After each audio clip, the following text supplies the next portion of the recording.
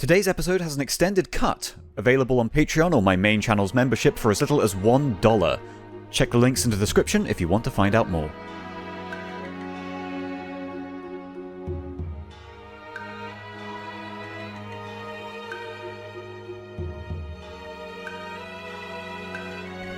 Connor, my friend, have I got a treat for you this week? A treat? Yeah, I know, Connor, that we've been having some difficulties recently. Our relationship has run across some rocky ground, some would say. I'm afraid it has, ever since that you just spurned my lover that is Halo 2, that you threw away my beloved to the side. So I thought this week, Connor, we'd take a different direction, and we talk about an action game. Great! A first-person shooter, no less. Oh, well, I know you're really into those kind of games, so... Yeah, that's wonderful news. Yeah. Oh, right. Well, which one is it? We're talking like a Half-Life? We're talking a Doom? Well, hear me out on this. The PlayStation 2. Oh, yeah? It's set in Japan. Okay. You're playing as a 15-year-old girl. Oh, for fuck's sake. And it's actually a survival horror game, baby. Oh, it couldn't even be like another Resident Evil. No. This time is different. Hi. Hello again. Welcome. Welcome back to The List Goes On, Season 2. You already know what we're talking about, but maybe you've seen the title, you don't know what we're talking about. That's highly likely. Yeah, that's what I'm wondering. How obscure is this series really? Let me give you some numbers. There are 6 entries in this game, including the 5 main entries in its remake of 2. I see. Altogether, consecutively, they have sold over 1 million copies, but less than 2. Okay. Just take from that what you will. I mean, it's very amusing because a series like Dawn of War, which, like, you know, sure did okay on the RTS space, but is otherwise generally considered obscure in the wider world, managed to sell something like 7 million copies around, like, 2017. But just imagine how it feels, Connor, to live a life where you aren't one of the mainstream betas. No, I can't say that. I can't do it like that. Oh, no. Oh, who are playing Dawn of War? Yeah. No, you get to be an intellectual who plays things that no one cares about, and that makes you feel good about yourself. I see. You're like, only I know about this, and that's why it's cool. You know, that's fair enough. I've got games like that, I've got to say. Yeah. So, what is Fatal Frame? What is Fatal Frame, Ash? What is Project Zero? That's also a good question. What is Zero? Let's talk about Fatal Frame. I mean, what are you talking about, you fucking fool? Project Zero? What is that? We're not talking about that. It's a Fatal Frame podcast. So, Zero is a 2002? 2001? Japanese horror game. Not a 2000? No, it came out... 3 zeros? I hate you so much. I've never resented you more than this precise moment in time. As every year goes on, there's less zeros. There's just less zeros. That's why there's not been a new Fatal Frame for many years, yeah. So they released a game called Zero for the PlayStation 2, Connor, which was a ghost, supernatural, horror, spook 'em up kind of game. However, when they localized it, the reason why it was called Zero was because Zero was supposed to represent the lack of a spirit, like the lack of it's like a ghost is kind of a zero of a person, if that makes sense. That's kind of like the logic there. And it has a very elaborate Chinese character to represent Zero, although it's pronounced Zero, which I don't quite understand. That's a universal concept. Yeah, we all just agreed at the creation of the Earth that it would be Zero, and that's that. The only thing that survived the Tower of Babel. Because like they have their own word for Zero, which is Ray. But it's called Zero. I don't understand it at all. Okay. But that's why it's called Zero. But when they localized it for the American audience, they didn't think that just calling it Zero would get across that vibe in an American market. Because I don't think we associate Zero with ghosts. No.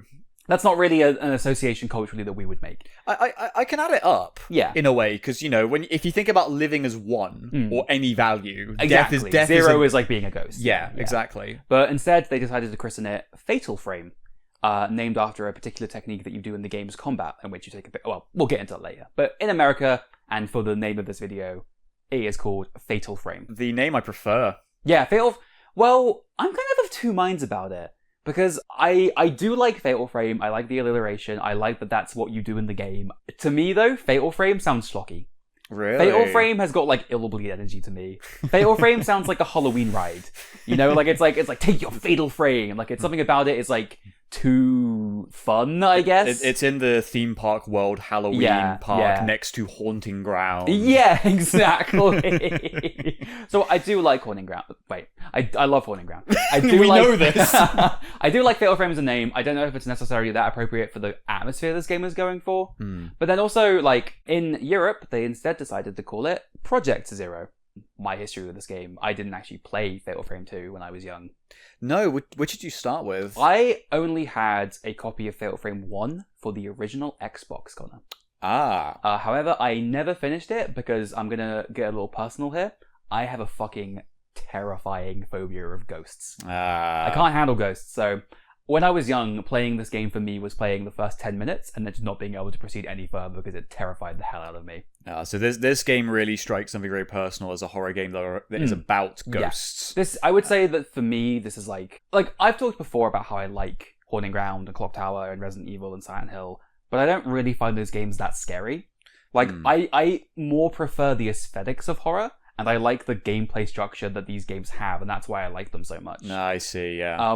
Whereas Fatal Frame, I actually do find it kind of terrifying, because it's a kind of fear that strikes at me particularly effectively. Like, that's like the thing for me, like, someone who watches Jaws and doesn't like sharks would have that same reaction. Yeah, it's the same thing of, like, existential fears about death and the where it sort of makes you go, like, oh, hold on a minute, this is getting a bit personal now. And that's something that people find, like, very engaging and very interesting. I'm not so much afraid of ghosts. No, you're a real man's man. I am. I don't you ain't afraid of nothing. I ain't got many fears along the sort of, like, horror lines, really. I think you're more afraid of, like, personal failure or things like that. I'm afraid of pain.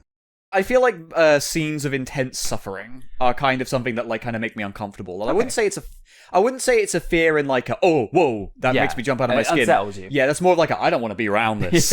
Oh boy. Because you don't really, like, as far as I'm aware, without my influence, you would have played vanishingly few horror games, right? Significantly few. Yeah. Horror is one of those things that I very much I admire when it's able to be done quite well. Yeah. But there's a very thin line where it can work for me as entertainment and where it can work for me as, like, where it works for me as entertainment, but then if it pivots a bit too much into being, like, uncomfortable or, like, it takes me out of it. But I think that, like, the kind of horrors I really like when it comes to games are things like the Silent Hill games. Yeah. In a gameplay perspective, I find horror is its most effective where it's, like, a game where you're moving really slow and something suddenly moves really fucking quick and you panic and you're like, oh my god, I gotta get out of here. Yeah. I mean, I think you've touched upon a point about what I like about horror and why I like Silent Hill so much, is that I like it when horror is being used to enhance storytelling. Like, I like that Silent Hill is about psychological horror. I like that Fatal Frame, like, will have themes about, well, I don't want to get into it now, but it will have things that the horror is being used to tell a certain kind of story. When it comes to gameplay, horror kind of takes on a very different form. Yeah. And that's something that I'll have to say, Project Zero, or Fatal Frame, as I would much prefer to call it. I'm just calling it Project Zero because I'm looking at the box art right now. We've got, like, a row of them. Yeah, all my copies will be called Project Zero. Yeah. I ain't got a Fatal Frame here to show you. The thing with Fatal Frame, though, is that I think it's one of the most unique survival horrors that you've introduced me to. Yeah.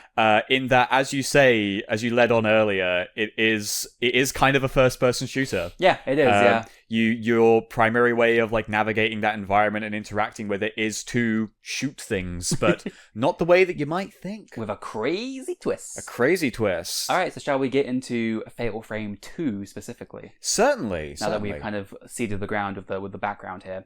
So Fatal Frame 2, released in Japan in 2003, before being localized in 2004 for our regions, by, I believe, in America, Koei, or Tecmo, sorry, who are the people who make this game. They publish it there. In Europe, though, we got the fine folks at Ubisoft to publish our version. Oh, goody. And it was only for the PlayStation 2 when it first came out. And that's the version that we played in 2001. In 2001, we played this right before it even came out. Yeah, we got a beta copy. It was pretty crazy. That was insane. Yeah, I was like, what, 5? Yeah, and you did well. You handled that shit pretty crazy for a 5-year-old. No. Fast forward 20 years on, and that was when we actually played it. 2021. 2021, Connor.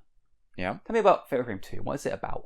Fatal Frame 2 is about two sisters who choose to meet up in this small area of a forest that they used to, hang out with when they were kids. Yeah, they used to play there. The reason why they've come back is because the area is going to have a dam built near it, so the entire place is soon to be flooded. Yeah, it's sort of revisiting it for one last time, trying to soak in the memories before, Huge blunder on their part, honestly. Yeah, the entire natural world just gets subsumed by water. There is also brief allusions, I say allusions, they kind of outright show it, to how the two girls... it's Mio and Mayu Amakura. Yes.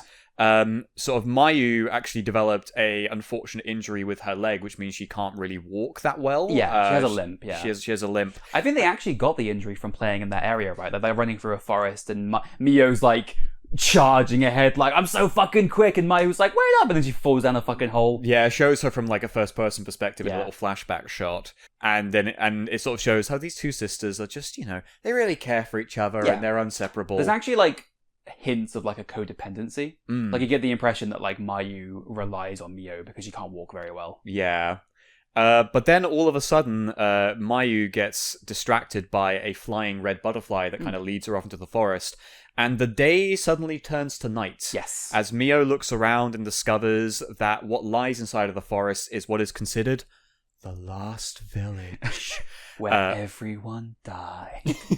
There's just a big bumfuck village in the middle of nowhere. Yeah, it's like an ancient Japanese village, like a very traditional Japanese village. Yeah. And like most Japanese villages these days, it is completely abandoned. Yeah, it drops the title right then and there as soon as she says the last village. Well, that cutscene when you're going, like you're transitioning between the daytime and the nighttime is quite interesting, because what seems to trigger it is Mio passing by a traditional Japanese statue, and that's the point when it becomes night. And actually, as she's following Mayu into the woods, sometimes as Mayu darts between the trees, she's instead appears to be a girl wearing a kimono with blood on it rather than her actual self. Yeah, there's a few moments where the camera will just kind of seem to cut to these strange images, as it were, and it'll show, as you say, Mayu suddenly being this girl in a kimono, and it's like, is that supposed to be Mayu? Because her hair's significantly longer. It's very unclear, yeah. But then eventually, as the game goes on, you end up piecing together the mystery. The two of you do manage to link up, though, where you find her.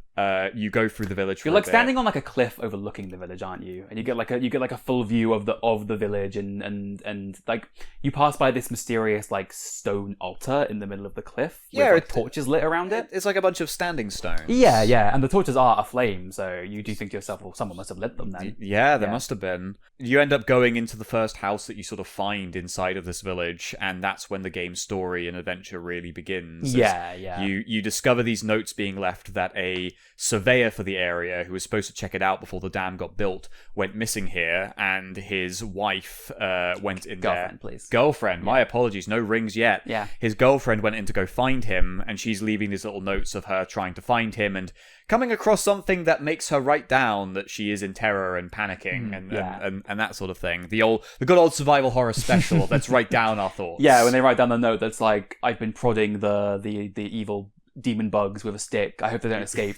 Page 2. They escaped. We really got to do an award coming up for best survival horror note. Yeah. Yeah, there are some good ones. But yeah, this is kind of where the game begins proper. I do want to note that the kind of significance of the game showing you this entire village to explore is that in Fatal Frame 1, the entire game was set in a single mansion, like a single manor. That was the central location, whereas here, you're exploring an entire village. So it should have been called Fatal Frames. Oh, true. Because it's bigger. That would have worked. Fatal Frames. I don't actually think that. I'm just doing a Silent Hills bit. I was thinking like Aliens. And then Aliens. Yeah, it's actually an action film now. It's pretty crazy. In Fatal Frame 1, you can only take one picture. It makes it a really hard game. Yeah, it had a disposable camera. I'm just imagining like the camera that you use throughout the entire series is a specific kind of camera called the Camera Obscura. Yes, which has its own like complex lore behind it. It was invented by this like paranormal investigator called Dr. So, I think. ASO, yeah. Yeah, and you always find it like throughout every game, and that's how you defeat ghosts basically. But I'm just imagining like a shitty like McDonald's child's toy version of for a fucking Happy Meal. Yeah. That'd be great. Yeah, be a very different game. It's like the self-defense pistols in Resident Evil 1's remake, where it's a shitty little like, it fires one pistol, one bullet, shit ass bullet. Yeah, absolutely. When you're out.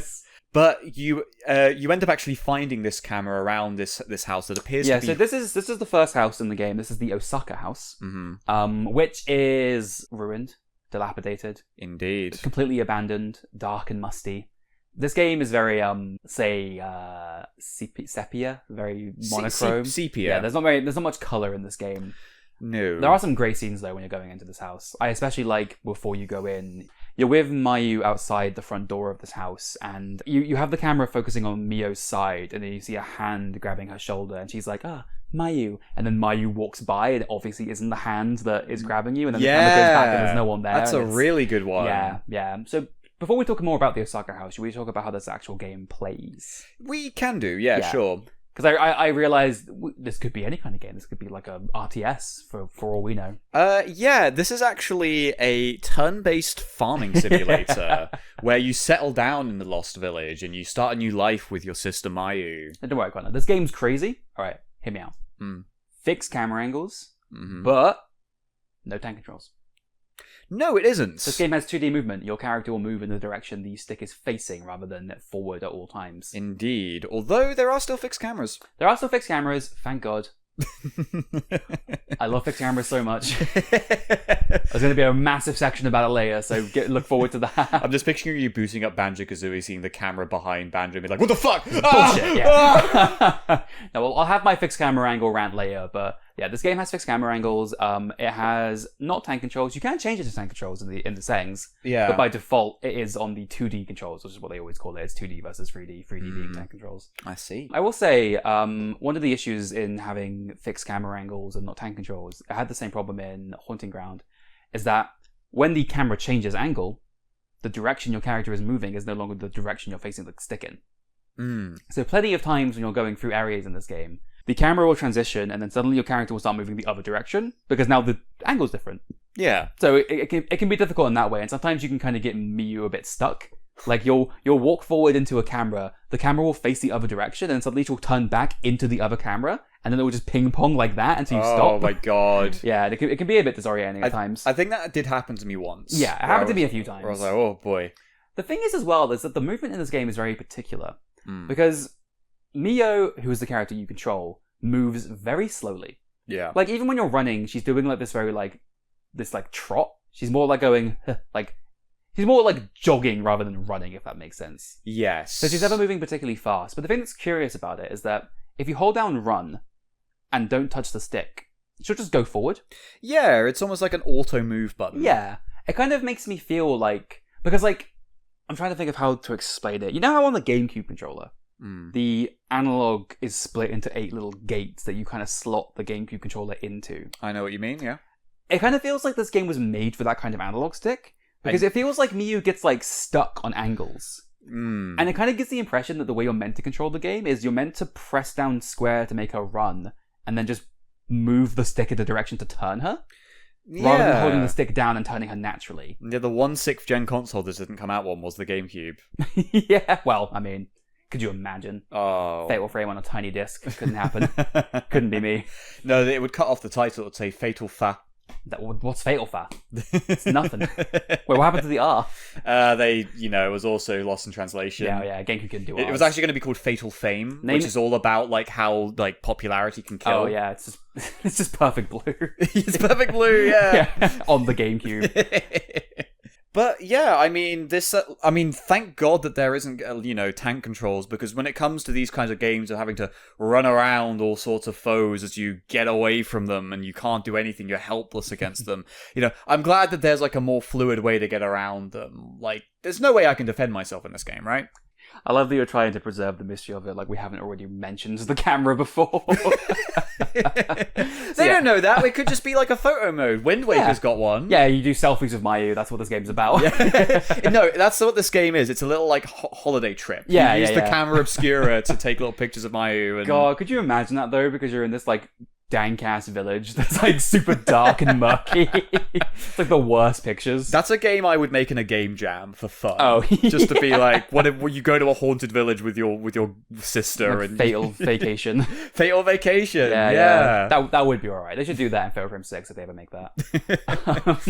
No, so as we were saying earlier, your main weapon of defense in this game from the various ghouls and spirits that you'll be facing off against is the Camera Obscura, a supernatural camera that allows you to glimpse the spirit world and to exorcise spirits using it. Ooh. Yeah, it's very, very fancy. It's actually maybe a little too fancy. Oh. So let's talk about the combat in this game, Connor. By all means. As we were saying, this is a first-person shooter. That's just what it is. You're in first person and you take shots. But it's a fixed camera survival horror game. You Yeah. run around. What? So this is the thing that I actually really like about this game's combat, is that the way it works is that when you go into the camera mode by pressing circle or triangle, I believe, you are now in a first-person mode where the sticks will control like a first-person shooter. However, you can't run, and Mio is very, very slow. Like, you can move her with one of the sticks, but she'll move at a very slow pace. Yeah. Not quick enough to avoid the attacks of the ghosts who you're fighting. So the optimal way of playing the game is to move Mio into an advantageous position, then lift up the camera and take your shot, and then put the camera back down and relocate her to where it's going to best be for her to take a good shot. Yeah. Because the way damage is calculated in this game, or at least in the PS2 version, is that holding the camera on a ghost will begin a charge up, like a circle around the ghost will begin to fill up. And the more the camera ring is full, the more damage you do when you attack the ghost. However, there are some nuances to this, Connor, that make it very, very annoying for people like me who don't like ghosts. Because if you allow a ghost to approach you and take a swing at you, if you capture the ghost the exact moment it begins to attack you, you do what is called a fatal frame. Hey! And this has the effect of doing much more damage. It also pushes the ghost back, so it can't do any consecutive attacks on you. And you can also do sweet-ass combo moves, where if you take another picture at the exact right moment, you can do another fatal frame and then a third fatal frame and do massive damage. You get big points. It's incredible. It's a great feeling. I've seen you clear out opponents in like that. Yeah, if you get good at the camera system, this game is actually like a weird hard action game, where it's like about sick-ass parries and shit. Of course, the positioning and timing can be a little awkward, though, because there are times where a ghost will be fully in frame, but the ring hasn't come up for some godforsaken reason. And again, they're approaching you to attack you. You can be in a bit of a panic, and you will just, fire off the camera, take a picture. It does absolutely nothing. And while the camera's recharging, that's when they can just grab you, and that's when it can get in a little bit more of the frustrating side. Yeah, I think the issue is that the ghosts have like a specific hitbox. They do. And if the camera is not covering the hitbox, it doesn't count as seeing the ghost, even though the ghost is in your frame. Yeah. So like mechanically, the developers would say, well, you haven't got them in the right spot. But narratively, they're in the picture. I can see a ghost in this picture. Why is it not doing damage? Yeah, to throw the developers a bone there, the hitbox in particular is always centered around the head. Or at least it's usually centered around the head. It feels that way, yeah. But there are many enemies that, in order to make it more challenging, will wiggle around and teleport. And teleport around as well.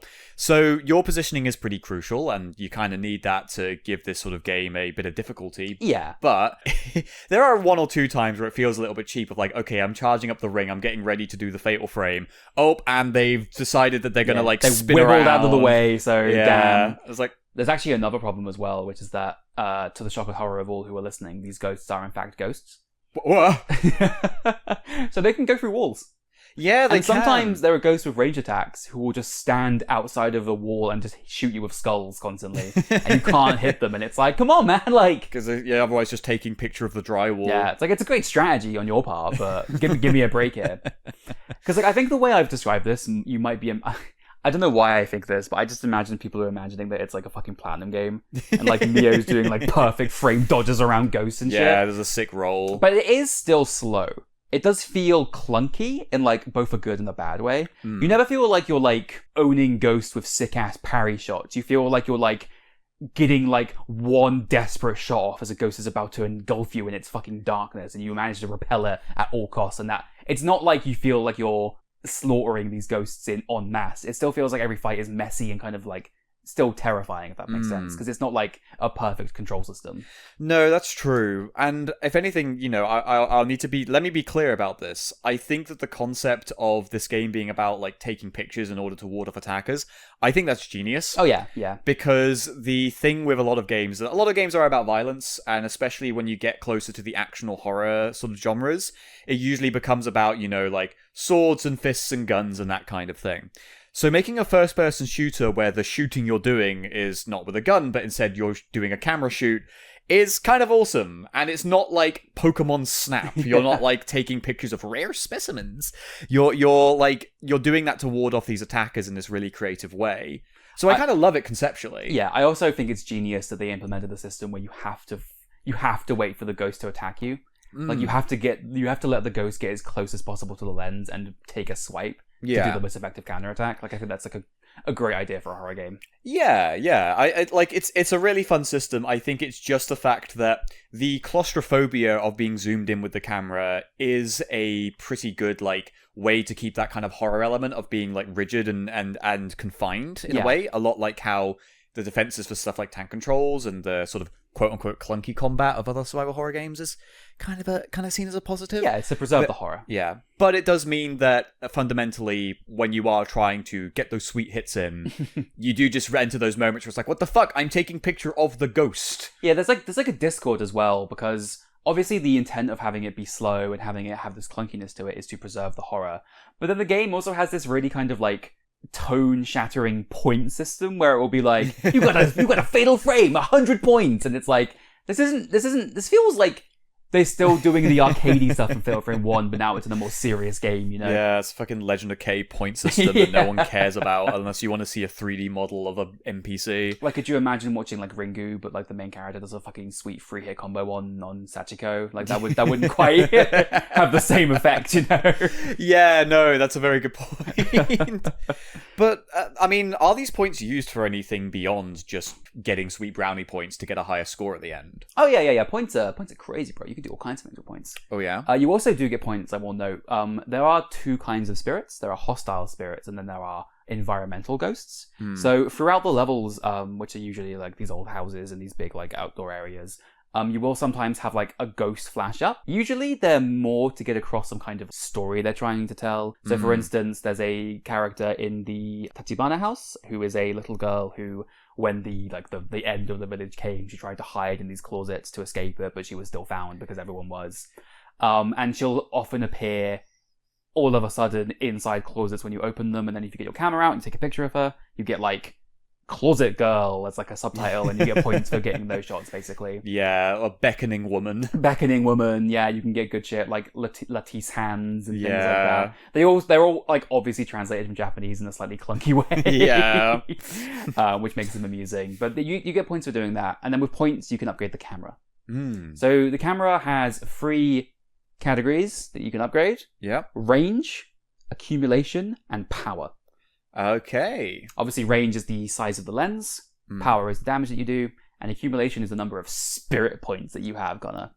Oh. Because you can get special attack lenses that do special effects when you use them. For instance, you can stun ghosts, you can slow them, you get a really useful one that's called C, which will like auto-target the camera to the ghost that you're currently fighting, so you don't have to try and find it. I see. And then you get Blast.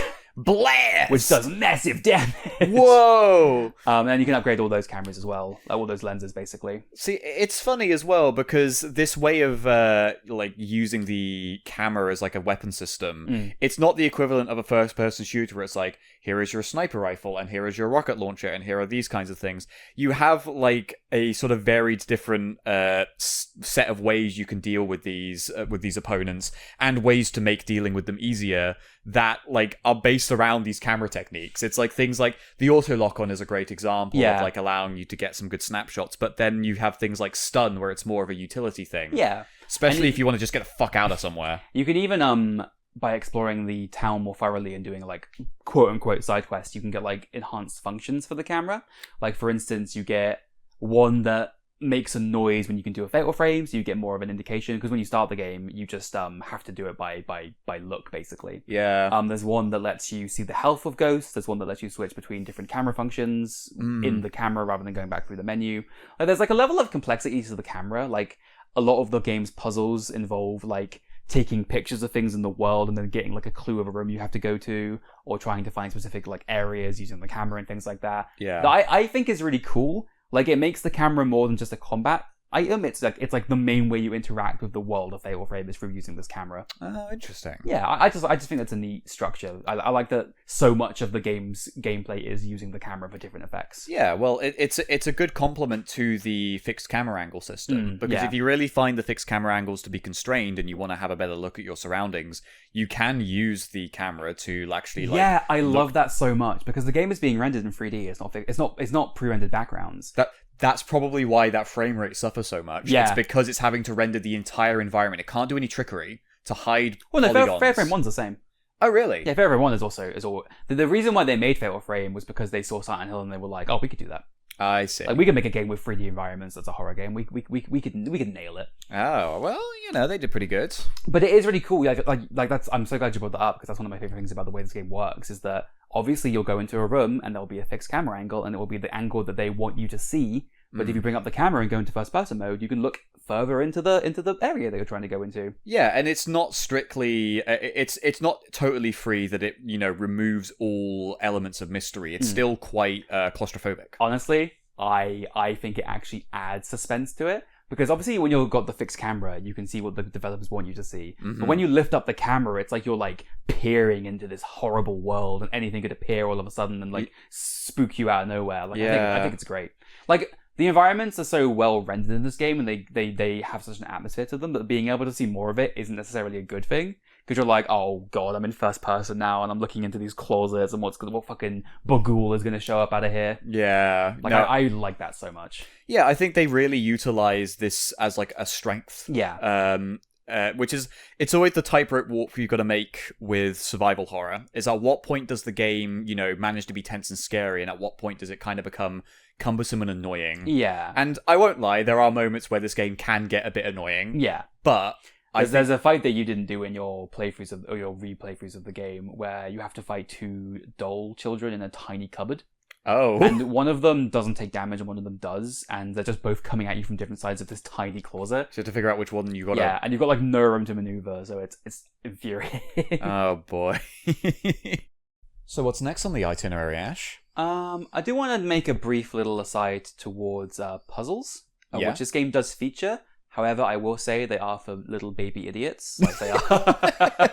They kind of feel like Tecmo put in puzzles because survival horror games have to have puzzles. So they have a lot of like sliding block puzzles and like, can you get these two dolls to the top of this these stairs in 5 or less moves? Ooh. I just imagine like the villains of this game, or the villains watching like, they'll never solve my pinwheel puzzle. I like to think of it as like a jigsaw puzzle where it's only 2 pieces. Well, it's just like it's like there's like a wheel that spins and it has 4 points that are different colors, and you have to make it match these 4 wheels on the outside. But it's like the easiest, like, okay, that one has to be blue, that one has to be red, that one has to be... Okay, I did it. Come on, whoa. It's no it's not quite like the color puzzles from Resident Evil 4 or any of the stuff you might get in like Haunting Ground. No, it's nowhere near that complex. All the focus, I think, went into the ghost stuff. Like, these feel very perfunctory. Like, they're just kind of there because you have to have them there. Fair enough.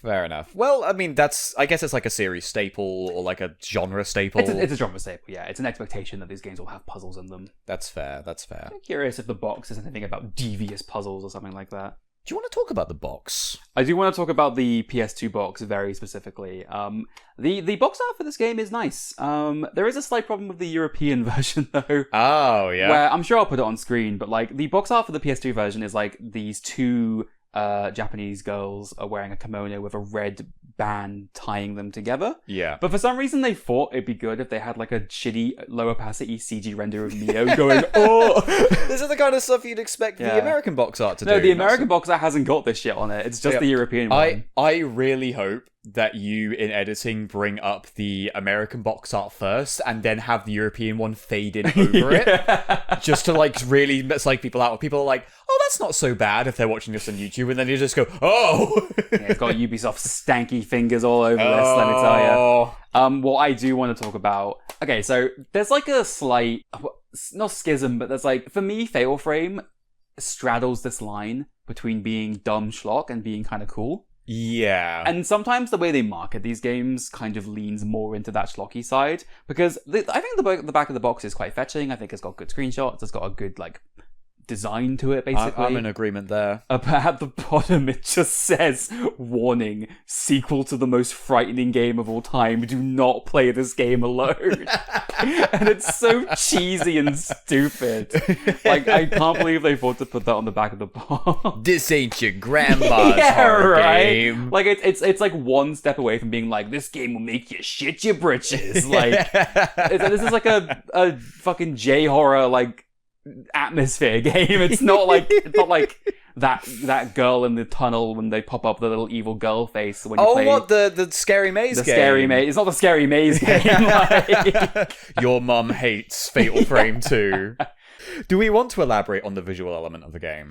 I would love to. So, all right, there's a slight introductory little tidbit that I forgot to do, which is kind of like the way that I conceptualize the three titans of survival horror, which in my eye are definitely Resident Evil, Silent Hill, and Fatal Frame, and not Resident Evil, Five Nights at Freddy's, and like, I don't know, Amnesia or something. That's... Alright. I don't know how to put this in a way that doesn't sound mean. Yeah. But I feel like that's the equivalent of saying the three great universities of the UK are Cambridge, Oxford, and Hull. Listen, Hull's got some big stuff. Alright, this is my conceptualization. These are the ones that I think of as being the big three, okay? Sorry. Because I live in the PS2 era and I've never left it. I do love the PS2. Yeah, I know. I see it in your eyes.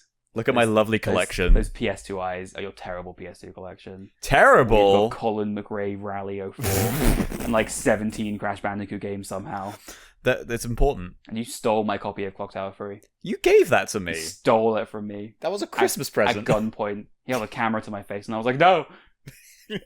I'm gonna leak this to the fucking internet. Anyway, so the reason why I consider, other than quality and my own personal preferences, Fatal Frame and Silent Hill and Resident Evil to represent three different kind of spheres of survival horror is that Resident Evil is the schlocky, funny time, like, dumb monster movie, basically. Yeah. Silent Hill is your artsy-fartsy psychological horror story where it's all about inner emotions and the frailty of the human mind. Yeah. And then for me, Fatal Frame represents a kind of beautiful simplicity in which it's just a story you would tell around a campfire. Oh, like, it's just a ghost story. Like, the better Fatal Frame games have elements that infuse the ghost stories with meaning, but at their heart, they're always just, hey, did you hear this story of when that girl fell in a hole? Like, they have a sort of, like, simple pleasure to them that it's just about the horror of being in a horrible situation. Like, to me, that's what Fatal Frame, that's the space it occupies, and I really like having a game that exemplifies that kind of horror storytelling. That's a really nice way of looking at the Fatal Frame series. Like, I think it's fair to say that there is a certain level of, understatedness that more horror needs to kind of go for. Yeah. Like, Fatal Frame 2 has, like, themes that I think are cool, but they aren't like Silent Hill where they'll make you rethink about, like, your life or whatever. You'll just go, oh, that's neat. Yeah, people forget that subtlety's really important. Yeah. Subtlety's also kind of the reason why Silent Hill works a lot of the time, right? Yeah. Have we talked about the subtitle much for Crimson Fatal Frame Butterfly? 2? Yeah. Alright. I know I'm a Fatal Frame, like, aficionado here. I am the person who comes to you at a pie and I'm like, have you heard about ghosts? Let's get into it. I love the subtitle Crimson Butterfly for a horror game. I think it's got a certain, like, intermingling of, like, menace and poetry that I think makes it really memorable. I really, really like it. That's why I hate the re-release they did where it was called Wii Edition. Wii Edition. That's not quite as good as Crimson Butterfly. I don't know. I'm up at night, like, afraid of the words Wii Edition. I lose sleep over that. Crimson Butterfly, that would be like, hell yeah, let me get my camera. I want to take a picture of that. But yeah, I love Crimson Butterfly as a subtitle. I think it's so effective at conveying what this game is about. It's very elegant. Yeah, I like it too. Obviously, they're translating it from Japanese, which I can tell you the Japanese just means Crimson Butterfly.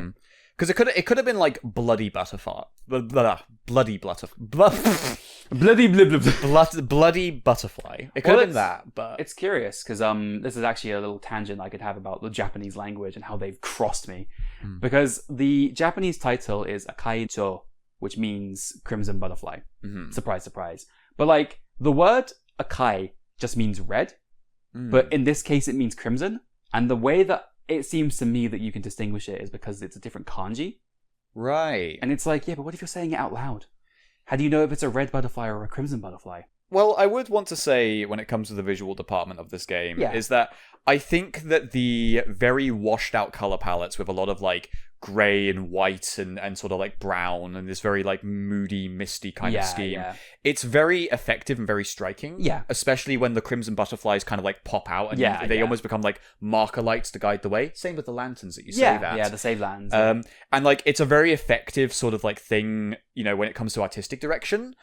When it comes to, you know, guiding the player along and like trying to navigate environments and distinguish areas, like it's a good looking PS2 game. Yeah. And you should play the Xbox version, bro. Those graphics are insane. Whoa! Did they tweak the graphics on level 3? Oh yeah, they tweak the graphics a little, tighten them up a little bit. Oh yeah. But like, despite that though, this does run into a slight issue where environments can look very samey. Yeah. And that is kind of part of the fact that this game is set entirely within one village that is ruined and like broken down, right? Yeah, and it's like a village from the 1800s, so it's not like it's got like sick posters of Goku. Like they all have like their tea sets and their kimono racks and things like that. And it is presumably quite a low budget game as well. Yeah, and also the village is supposed to be unassuming and kind of like basic. It's a tucked away village in the mountains. Yeah, like you could add the artistic flair to make all of these environments a lot more unique, but I think you would be exaggerating them perhaps more than this story would allow. Yeah, and I think for me, what makes them memorable is not necessarily what's in them, but the ghosts you fight in them, the spirits that you see, and also the camera angles that they employ to add meaning and intent to these rooms. Because the way the camera is framed can make you feel certain ways about going through them and approaching them, and I think that's what gives them their character rather than just there's cool stuff in them.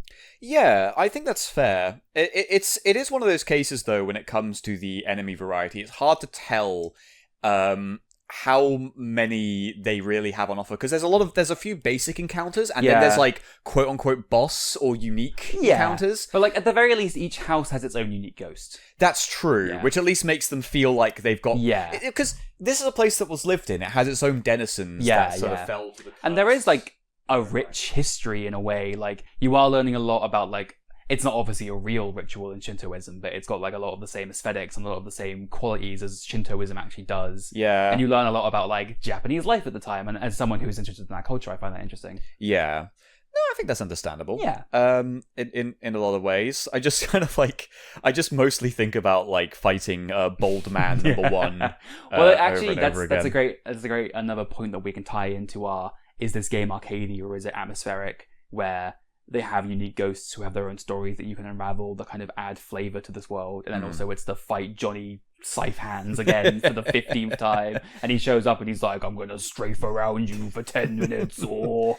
Although I will say, I think that these unique encounters making unique stories works on an aesthetic level, but I would actually say a game like Haunting Ground is a lot better at making these individual enemy types like a lot more interesting in a vacuum. That's fair. Like you can go to a new area and find the golems and the weird white dudes licking poop off the ground and like the chasers, and you've got like a very distinct like what's going on here. Yeah. I mean, I will say that like, hey, do you know what the cool backstory is of most of these ghosts? Is that they fucking died when everyone else did. That's true. That's what you find out. Like, that woman broke her neck and that's how she died, and that's her story. That's usually the depth that we're dealing with. Yeah. Like, there are logs left by the folklorist. The folklorist. But from what I recall, a lot of the details are very macro rather than micro. They're not about specific people. You mostly just get accounts from, like, the woman looking for her geologist, her surveyor husband. Yeah. And like just the folklorist going, they gotta get these 2 girls to do the ritual, and if they don't, we're all buggered. Although I will say you can find, we didn't talk about the radio.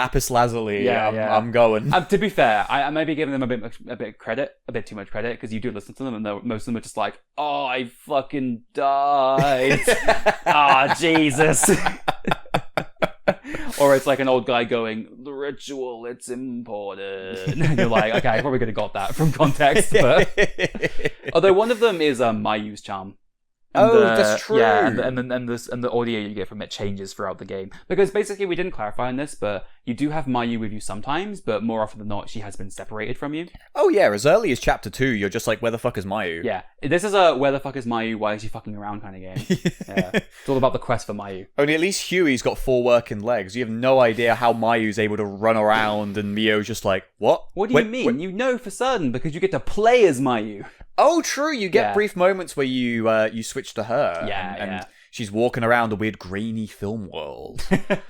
It's like this. I like to imagine it's the the twin psychic link. You know, I know that's absolutely not a real thing. I'm kind of like hamming it up. Well, we'll get into it when we talk about the story, because there might be a bit more true in this universe than you might think. Oh, fair. Connor, what? There's music in this game. There is? Apparently. Well, I remember hearing discordant bell noises and atmospheric droning. When you save, it does that which yeah, seems a bit out of place. Those are the 2 songs I remember, is the ending song and the save theme. Yeah. And I'm really gonna have to trust you to dig up some bangers when it comes to editing. There's the hype track Drowning, where it's just the sound of water going. Yeah, the music in this game is there. It's definitely understated. I don't think it's the intent of the composer to draw your attention to the music, because I think too much drama and too much upbeat or memorable music might take away from the kind of creeping dread of the atmosphere. That is fair. It's very appropriate music, I would say. It's not, time for confrontation blasting up. You don't really have sick battle music, because it's more about the atmosphere is what it fills in those spaces, basically. Alyssa encounters broken neck woman, sentenced to 0 years because she didn't do anything wrong. Yeah, she just tripped. No, that's honestly fair. Won't be a huge nomination for Best Music for Fatal Frame 2 this year. No, unless we did Best Original Song, and I'm not sure if we can... What else could we even do for that? Blow Me Away from Halo 2. And that's no contest, Connor. It's Blow Me Away. Only the strongest will survive. Get your Cho out of here. Benjamin Burley will fucking body slam that Asian woman. That's so unfortunate. That's really tragic. Coughing baby versus hydrogen bomb. Hey, now. Well, okay, hold on. Hey, Tsukiko Amano can fuck things up, alright? We're forgetting about the dark horse that will come later in the season, which is Akira Yamaoka coming in with his Silent Hill songs. Yeah. None of those are really licensed songs, though. Those are just song. He just likes doing pop songs. No, for no true. Reason. Fucking Cho is that's on one of that lady's albums. There's a music video for that shit. Oh, fair. It's really embarrassing, like all Japanese music videos are. I feel like there's a lot of music videos where you're just like, what are you doing? Yeah, and it was the early 2000s as well, so it's not like we were doing much better over here. Definitely not. Is that all we want to talk about with the visuals? Visuals, I don't think I've got too much to say. Yeah, so the town is called All Gods Village. It's a good name. Yeah. Apparently it was translated wrong in the PS2 version. It's All Saints Village or something like that. But... All Saints Green. Yeah, it's All Saints Green. Sounds like a little English village.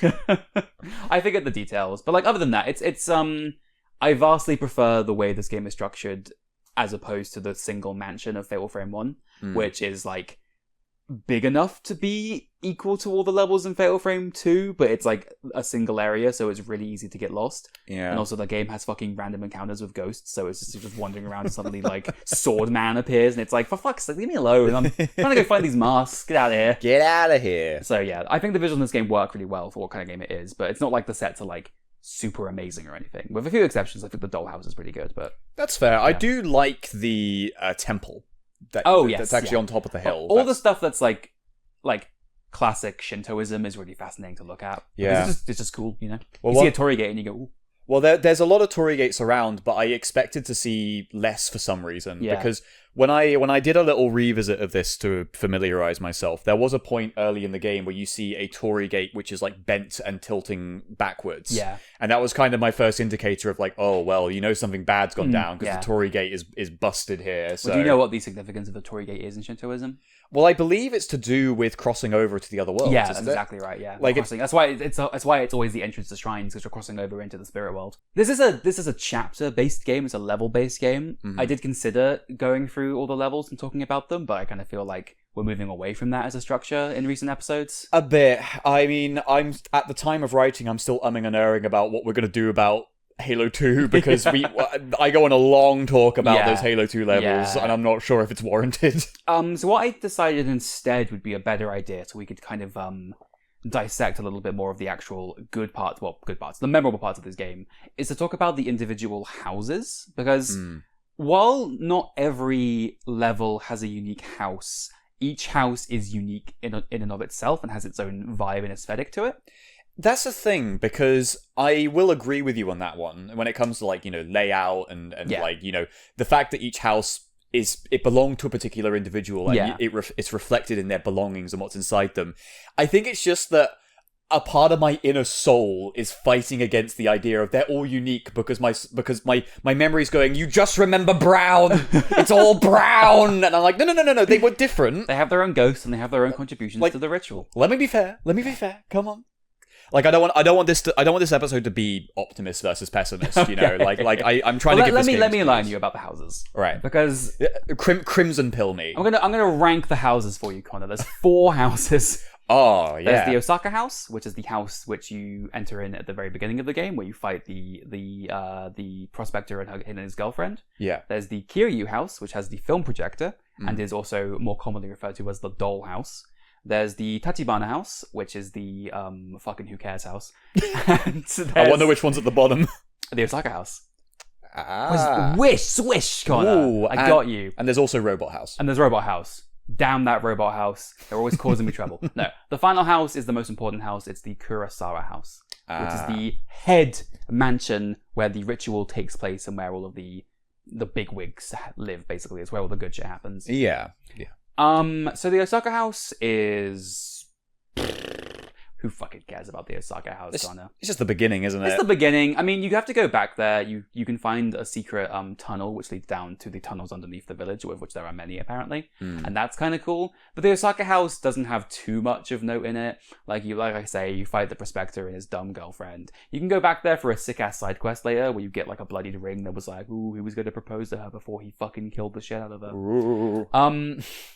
And you also do fight a particular ghost who I think you remember, who in one of the save rooms in the Osaka House, there's a kimono box, and at some point when you go back in there, suddenly a woman just begins crawling out of it very slowly towards you. It makes me think of Ju-on the Grudge. Yes, yeah, it's very Ju-on, very Ju-on. A huge Ju-on energy. That was a film that we have seen. Sorry,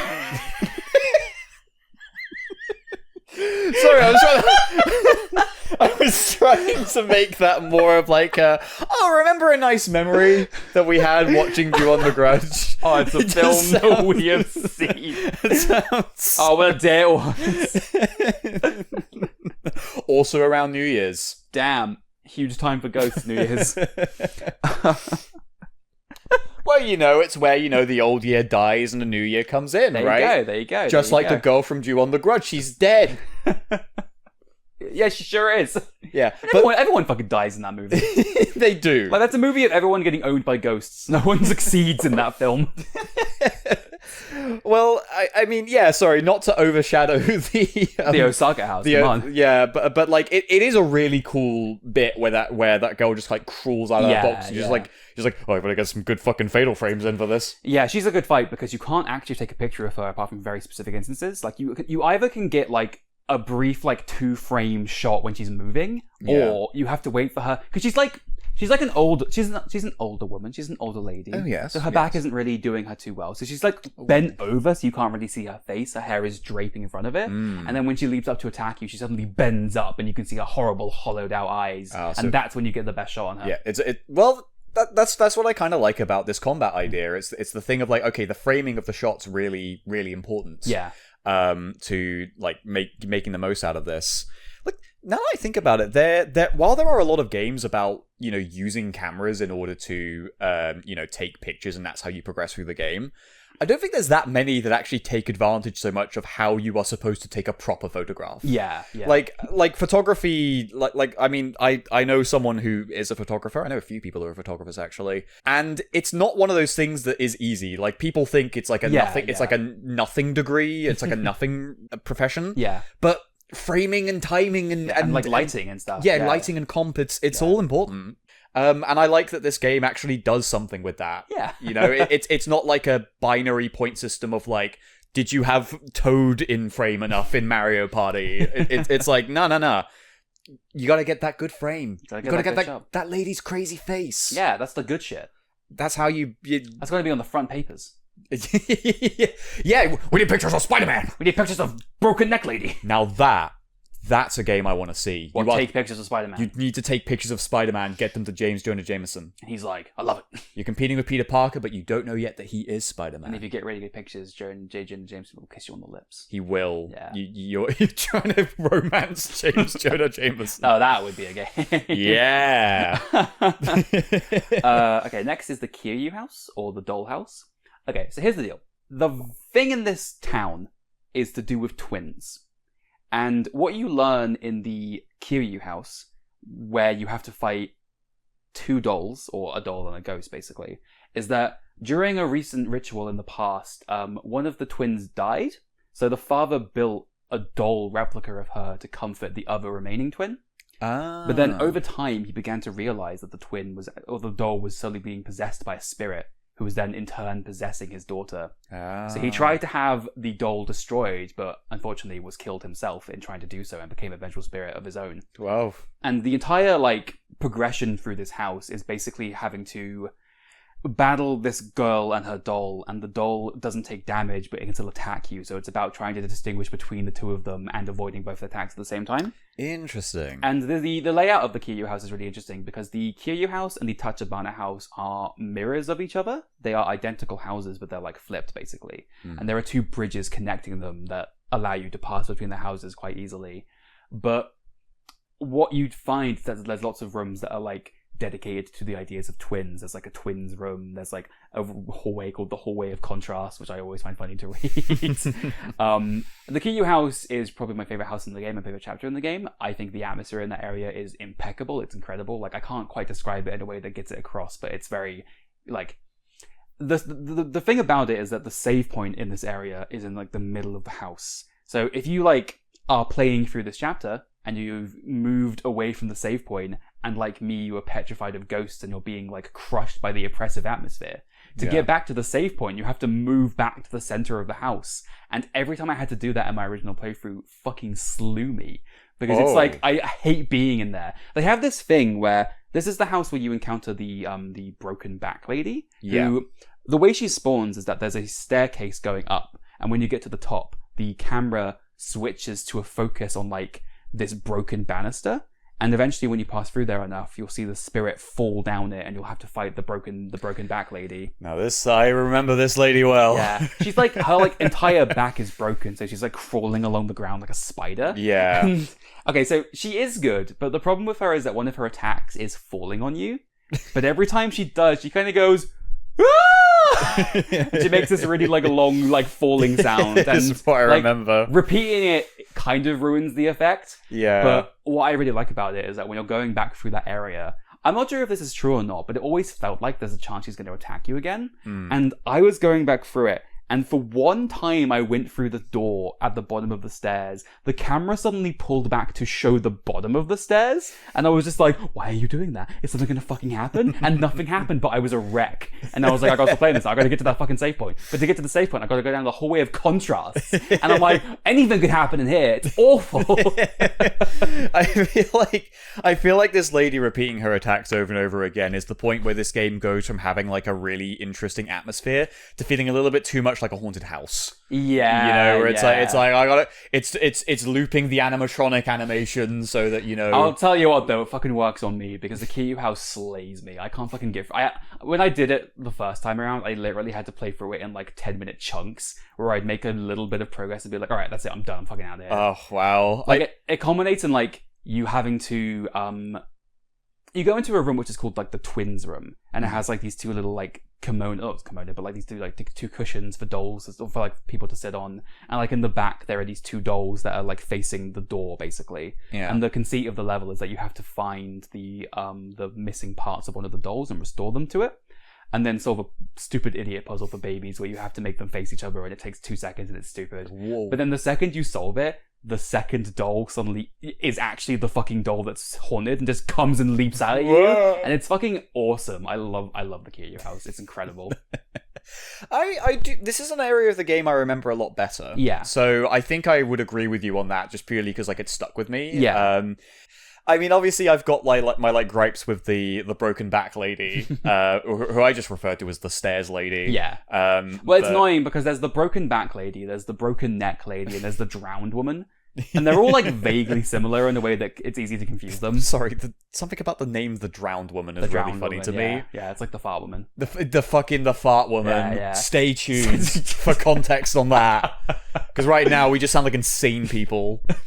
Anyway, so the next house is the Tachibana House, which, like I said, is a mirror of the Kiryu House. They're linked by these two bridges, and once you've made your way through the Kiryu House, you have to then go into the Tachibana House. The reason is because you see Mayu crossing the bridge from the Kiryu House to the Tachibana House, but you can't go that way, so you have to go through the underground tunnel, which is the Earth Tunnel, and the other one's the Heaven Tunnel.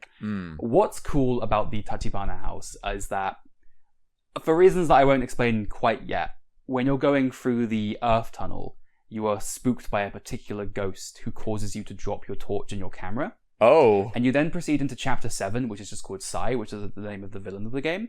And what precedes is one of like following the remaining, which is Chapter 6, which is the doll house. You then go into Sai, which is like even better somehow, because you have no fucking camera.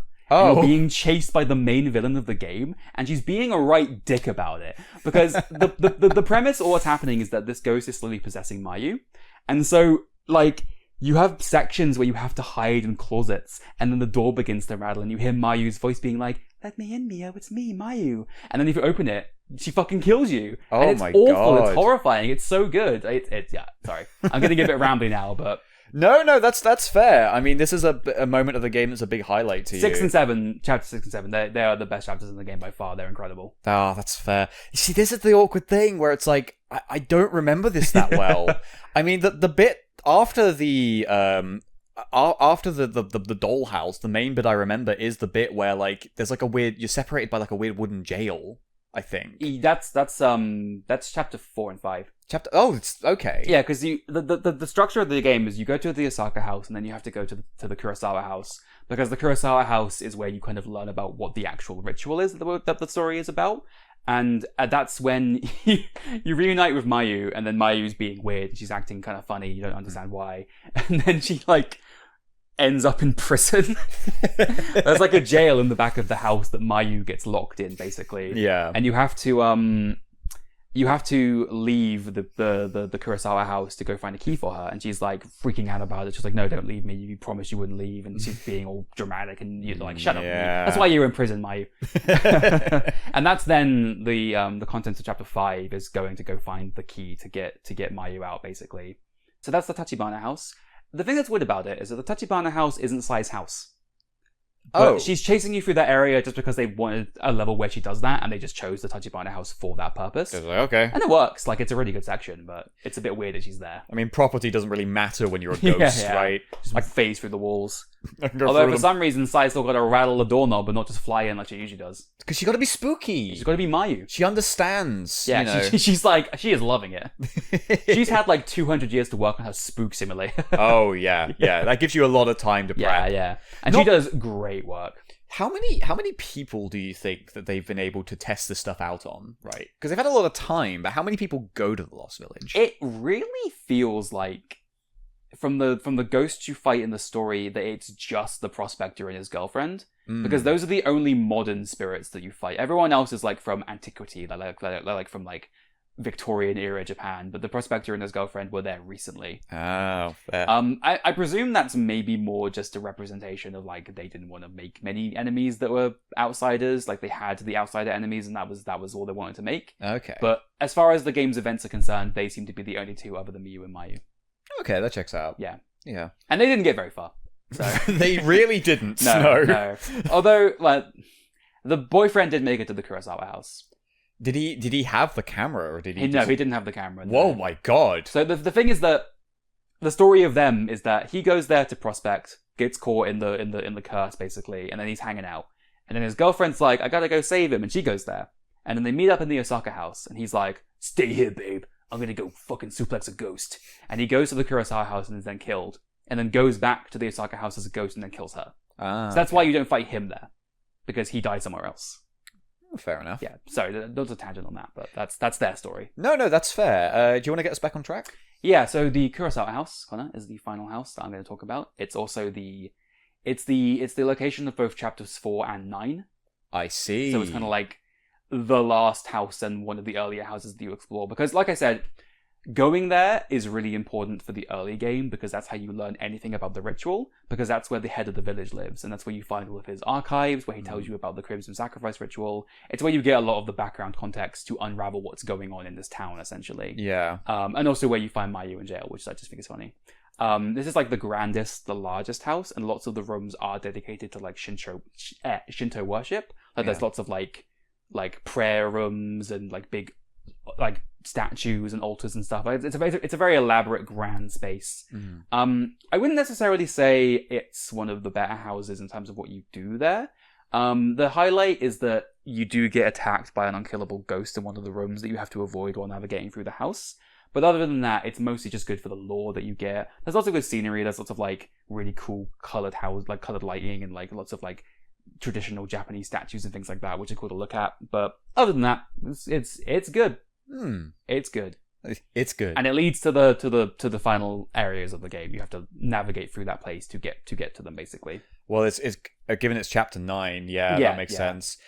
This is coming back to me now. Excellent, great. I mean, it's definitely not one of the houses. I just think about that little secret entrance where you kind of come out of a tree, don't you? Yes, that's super important to chapter 8. Chapter 8, because it's the only way out of the village is to go through that tree, basically. Fair. But unfortunately, it's not quite work out that way for our misfortunate heroines. Darn. Well, okay. I mean, that's fair enough. I mean, I take it you've talked about these in order of which houses you like most to least, right? No. So my ranking would be Kiryu, which is Dollhouse, Tachibana, which is the Sai House, Kurasawa, which is the big house, and then Osaka is my least favorite. Fair enough. Because like Osaka is just like, fight a ghost there. There's some tunnels underneath it. Yep. But other than that, whatever. Whereas like the Dollhouse and the Sai House are like two of my favorite levels in horror. So fair. I've got to give those houses the credit. And then Kurasawa was just cool. 2 out of 4 ain't bad. Yeah. Actually, 3 out of 4 really aren't bad. Yeah. No, it's a good lineup. And there are other locations where there's like the Kuraha Shrine, which is like a shrine up in the mountains, I suppose, that you can get to. Yeah, I think I did manage to get that. Yeah. And when I was revisiting. Yeah, it's not like a super central location. You only really go there to get like one item at the end of the game, but you can go there earlier. That is one of the things we haven't talked about, is that because you are in a big village and because the chapters, a lot of them are find something specific in the town. Yeah. There is like an actual scope for exploration and fighting optional ghosts. Yeah. Like in the early chapters in the game, when you're exploring without Mayu for the first time in chapter 2, you can go into the Kiryu house and fight the broken neck lady optionally because you just go up there and find her. Oh, I see. Yeah. And there is a lot of scope for like finding camera lenses and spirit orbs and things like that. Come to think of it, I think that's what I did. I think it was Broken Neck Lady I found. She's in a kimono. Yeah, she's in a kimono. There's a big kimono like spread across the corner of the room. Exactly, yeah. When does the lake come into things? So the lake is only when you're crossing from the town to the Kurasawa House. The Kurasawa House is on the other side of a lake. I see. You have to cross a bridge to get there, and that's when you fight the drowned lady. Yeah, because that's another bit I remember. Is the good old drowned lady. She's good. Her backstory is that she drowned. That's crazy. Yeah, so just keep that in mind. Not even ritual based. Just well, no, it was when she was fleeing the repentance, Connor. Yeah, this is when it's also when Broken Neck Lady broke her neck, and when Broken Back Lady broke her back. I see. Oh, fair enough. Well, these all sound like pretty riveting little spooky highlights from this game. All the other chapters are kind of like they go back to an old location and find something new, or they explore the actual town rather than the houses. Like, there's good stuff in them, but they aren't like as memorable, I suppose, because of that. Yeah, that's fair enough. Yeah. That's fair enough. Did we want to move on to the rest of our itinerary, or do you have more you want to say? Do we have to talk about the story, Connor? The story. Do I have to explain the bloody ritual? Oh, the Shinto ritual! Yeah! The context. How sweet it will be when it comes. You better get ready. Okay, so the difficulty of talking about this game's story is that it's really two stories. There's the story of Miyu and Mayu exploring this space and unraveling what is going on, and then there's the story of the Crimson Ritual, which is the kind of underpinning of why this town is in such a disrepairable state, basically. Well, do you want to talk about the backdrop before the sister story, or do you think that's giving away the hand? I think the backdrop would be better because it kind of clarifies. I mean, the sister story is that they figure this out. I see. So the backdrop is kind of like the actual meat of the game. Cool. So, Wow. Do you want me to tell you about the Shinto ritual? Please tell me about the Shinto ritual. So Shintoism is a national religion in Japan. Oh, yeah. So basically the idea is that the town of All Gods Village is built upon an entrance to the underworld, essentially. They call it hell, but I believe in Japanese culture it would just be the underworld in a kind of Hades sense. Yeah. Issue of building your village on a hellhole, as it turns out, is that the hellhole gets upset sometimes and it causes bad crops and like ooze is coming out of it, and they're like, well, this fucking sucks. What are we going to do about this? So they devise, I don't know, they never explain how they know to do this, they just know to do it, is they do something called the Crimson Sacrifice Ritual. And the basics thing is this. What you need to do is you need to have two twins, identical twins, like actual, like real twins, not those posers out there. You need to do a process, what is called purification, where you keep them locked away from the outside world. One in the Tachibana House and one in the Kiryu House. But they're allowed to pass between them using the tunnels. That's why they're there. And then once you have done so, you take them to the big hellhole, and then you get one of them to strangle the fuck out of the other one and then throw it in a big hole. Flawless. Yeah, flawless scheme. Obviously, twins are so common these days, so you're always going to have twins available. And they're so down to kill each other. So the idea is that doing this, the folklore that they share about why this is significant spiritually is because apparently twins are believed to be one being who has been split into two separate beings. So by doing this ritual, you rejoin these two parts of one whole, and that being, which is considered to be divine, is able to quell the shakings of hell, basically, to calm the anger of the underworld and to leave the village in peace for another 10 years. Yeah. The general idea is that the one who was killed is Alright, hear me out. You read a note that apparently in this village, twins who are born first is the younger twin, and the twin who is born second is the elder twin. That is 100% not even true. Yeah, I don't think this is true to like Japanese culture. I think this is just in this dumb village. They just think that for some reason. They're just fucking idiots. Like, okay, I get it. You've got a demon hole you got to feed twins to. Like, that's fine. I know it's like it's brutal, but you got to do it. But that's not. That doesn't make sense. Anyway, so the twin who is thrown down the hole becomes a crimson butterfly and is able to, ascend to heaven, having achieved their life's purpose. And then the one who survived gets to live on Earth and have a shitty life. And be very traumatized. So apparently, when the village was, like, alive and not, full of ghosts, yes, the twin who remained, they are called the remaining, is actually treated like a god. Like, they become very revered because they are believed to have been a divine being split into two that has become one again. So they would have got pretty cushy treatment from the village, but, you know, their sister or brother is super dead, so that was pretty good for them. There are also a bunch of, like, peculiarities to it. For instance, the ritual sometimes just doesn't fucking work. Oh. Like, they just do it, and Hell's like, these twins suck. I don't like these twins. Give me new twins. Yeah, go on. Give me another one. You can't put all your hopes, all your chips on two pairs of twins. One pair of twins, even. So there are actually, I believe, in the story, you can read about 3 different rituals that failed to take hold. One of them, it doesn't clarify on why, but it does give you the explanation that... So the doll twins, the Kiryu twins. Yeah. The story for them is that the ritual before theirs failed. So they were forced to do it when they were 5 years old. Oh god, yeah, that's dark. Yeah, and so the twin who was in charge of killing her twin sister didn't actually have the upper body strength to do it, so she had to have a priest grab her hands and do the choking for her. Oh god. That's the kind of like plot detail that I was dancing around in the chapter 6 discussion, was that the reason why the other twin is dead is because she killed her. Yeah. And then the father made a doll to replace her, and then that all went bad for them, and that's about time. Yeah, I bet. And that chapter is called The Remaining, because it's about the remaining child and how her life sucked after that. Yeah. The second ritual that we know to have failed was between Itsuki and Mutsuki. We haven't talked about this yet, Connor, but you're going to love it when we bring it up. Uh-huh. It's your favourite boy who's in jail.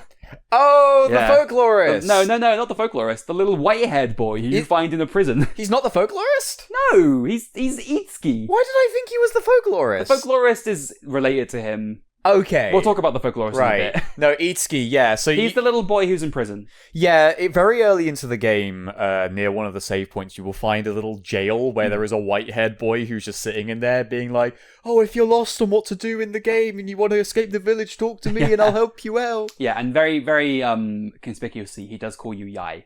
Yeah. He talks to you as if he knows you. He's like, oh, what are you doing back here? You gotta get out of here with Sai. The thing is, right, is that they always describe the sacrifices of the rituals as being shrine maidens, which implies that they are, of course, women rather than men. Yes. But apparently you can do it with men, but then they become altar boys or something like that. Like what? They have like a different naming because they can't be shrine maidens, obviously. So, oh, I see, yeah. And so Itsuki and Mutsuki were friends of Yai and Sai who, you know, they hung out, and then one of them had to kill the other, and he was like, that sucked. But the thing that sucks most about it is that it doesn't fucking work. Oh. The speculated reason that I think you can find out about if you read a lot of the game's background is that the reason is that they loved each other too much. Oh, so they didn't want to kill each other, really? Yeah, but I think the idea is that, like, it's meant to, like, create some kind of resentment. But their spirits were too pure, so it didn't actually have the effect that it was intended to do. I see. Yeah. Well, that's fair. If you're prepping two people together to have one of them kill the other your whole life, yeah, that's going to build some resentment. Yeah. Like, you're obviously going to care about your sibling, but you're going to run into a real issue of being like, I'm basically being taught to kill this person. 100%. So I'm gonna like have to develop real complicated feelings for them. But like, you know, if you're Itsuki and Mutsuki, they just love each other too much. They're just too lovely. And then the failing of that ritual is then what leads to the events of the story, because that ritual failed, they have to use Yai and Sai instead of Itsuki and Mutsuki. Do you think the Scissor Twins, if they had to do it from Clock Tower 3, they love each other too much? Yeah, they're too pure. They're too pure. I mean, also, you have to purify your spirit before you do it, so I don't think you could do that with the twins. Definitely not going to manage that, because they're fucking like 800 years old and they've killed 20,000 people. Alright, here's the situation. Itsuki and Mutsuki tried to do the ritual, and they blew it. Mutsuki became a butterfly, but then the hellhole was like, fuck that guy, get him out of here. So instead of Itsuki and Mutsuki being the people who do it, it's now have to be Yai and Sai. And the reason why this is significant is because Yai and Sai are the daughters of the head Shinto priest of the village. They are Yai and Sai Kurasawa. They live in the Kurasawa House. I see. However, as you may be aware, at this point, there's a hellhole that needs satisfying. No! The hellhole is like, what the fuck? You guys are blowing it. Your crops are gonna fail like you wouldn't believe. So they have like a sub-ritual. It's called the hidden and the unhidden ceremony. And the hidden ceremony is that they have to lure in an outsider from the village who is the folklorist. Yeah. But they bring him in and they're like, oh buddy, come on into our cool village and leave loads of lore notes around so people can figure out the story in 200 years. And then we're gonna put you in fucking jail. Oh. And then we're going to tie you up with all these ropes and then slash your body 1,000 times. Fucked. And then throw you in the damn hole. What this does is it creates a spirit called the Kusabi. It's meant to hold the hole over until you can throw a twin down there. I see. It's no twin, but it'll do. And it very specifically notes that the more the Kusabi is made to suffer before they die, the more effective the calming effect is. So that's why he's been basically tortured before he dies. Yeah. Oh, Christ. Apparently there's a detail as well that the first Kusabi was the head Shinto priest who, after the ritual failed, was like, I blew it, so he just cut himself up. I see. And then they threw him down there and they were like, oh, that works. Oh, that's fair. That's like some flagellation going on. Yeah. After all this takes place, they are obviously going to sacrifice Yai and Sai. But Yai and Sai are like, this sucks. I don't want to do this. It's a stupid village anyway. So they make arrangements with Itsuki and Mutsuki and the folklorist to try and escape. This is why Itsuki's in jail. I see. Because he helped her to escape, so they put him in the storehouse. Yeah. And then Yai and Sai try to run away through the same forest paths that Miyu and Mayu ran down when they were children. And then little detail here, little link on her. Uh-huh. As they're running away, Yai is running faster than Sai is, and then Sai trips and falls down the forest path in the exact same place that Mayu fell 200 years later. Yeah. And because Sai fails to get away, the villagers recapture her, and she's like, Yai, come back. And she's like, nah, screw that. I'm out of here. See ya. And she runs away. And the villagers are just like, fuck. So what they do is they bring her back to the hole, and they just fucking like hang her. And then throw her down there, and they're like, is that good enough? And then the hole goes, no! It's a twin specifically! Yeah, you knew the instructions, you moron. Very clear. So this then begins an event called the Repentance, in which all of the evil, dark energies of the underworld pour out from this hole and engulf the village in an interminable darkness, and every single villager is killed by this horrible abyss. And the thing that's the most tragic about it is that it's being led by Yai or Sai and the Kusabi, who have become vengeful spirits who are now exacting their revenge upon the villagers. So they go for every house and murder everyone. They killed the men, the women, and the children. No. And that is what leads to the story. That is why the village is haunted. That's why it's cursed. That's why it's abandoned. And the basic idea is that to dispel the curse and return it to its normal state, they have to finish the ritual and satisfy the hellish abyss. Well, that's just, logical. Yeah. All adds up. Yeah. So all these villagers are basically being forced to relive the moments of their death. That's why the broken neck lady is like that. That's why the back lady keeps falling down. That's why the drowned woman is still drowning and she always feels like she's drowning. And that's where all the ghosts that you are fighting comes from. They are all victims of this repentance. Yeah. Oh, it's a bleak state, isn't it? Yeah, it didn't go well for those guys. No, it really didn't. Yeah. So I mean, it worked out for Yai. Well, yes. Yeah. I guess she got her revenge. She got to. No, not Sai, Yai. Yai. The one who got away. Right. Yeah. No, she's fine. Yeah. Well, she's actually in Fatal Frame 1. Is she? She's a random character in Fatal Frame 1 who also dies to ghosts. Oh. And it's like, oh, fuck. What, is she like living and then she gets killed by ghosts in the game? Or is she someone in like the game's backstory? She's someone in the game's backstory who went to the manor from Fatal Frame 1 and was killed by ghosts. And obviously in Fatal Frame 1, she didn't have any significance. Yeah. She's just a random lady, and then you find out that's Yai from 2, and you're like, what? Okay. Like, sure. Whatever. I mean, good job, idiot. And you'll never guess what. What? But fucking Anakin Skywalker actually built C-3PO. So, whoa. That robot walking around at the beginning, running away from Darth Vader made him. Yeah, and then they have to wipe his memory so they don't remember that they were in the events of the story. Although apparently they don't wipe R2-D2's memories. Well, no, because he's not a snitch. Yeah, he keeps his mouth shut. Yeah. If he knows what's good for him. Everyone can understand him, but we'll never. So, as I was saying earlier, the kind of actual story of the game, because this is all the background, right? This is all the lore. This has already taken place by the time Miyu and Mayu arrive there. So the actual narrative of the game details going through the village, discovering all this stuff, and noticing very peculiar changes in Mayu, who begins to speak as if she's speaking to someone else. She starts calling you by a different name. She says things like, "Why did you leave me? You promised we'd be together." And she just gets generally creepier and creepier as you go through the game, culminating in that side chapter I told you about, where she is just being straight up possessed and is trying to kill you. Oh, God. And then, so It's a beautiful ending. You learn from Itsuki about the tree that we were speaking about earlier. Yeah. In which you can use to leave the village and to escape with both you and Mayu in tow. Mm-hmm. You go there and you have to like do like a fetch quest basically. It's like the end of fucking Wind Waker or something. Like you have to go get these 4 pinwheel crests from each of the 4 houses. And it's basically an excuse to have like one more song. You get to fight the 4 iconic ghosts again. Whoa! Like you go to the Osaka House and you fight the kimono ghost. You go to the Kiryu House and fight the dolls again. Yeah. You go to the Tachibana House and fight no one because no one was there. And you get these crests, and then you go back and you open this door. And actually, at this point, Mayu was like collapsed in the tree, and she's like, "Go to level 2 and find the skeleton key," because she's telling you where all the pinwheels are, basically. I see. But she is just lying there on the ground, being like, "Okay, Mio, I've gone to GameFAQs and I have a walkthrough here." And that's the power of the twin psychic link. 100%, yeah. It allows you to metagame. And actually, if you listen to the radio with the Mayu charm during that section, she is just going, "Go to the Kiryu house, you idiot."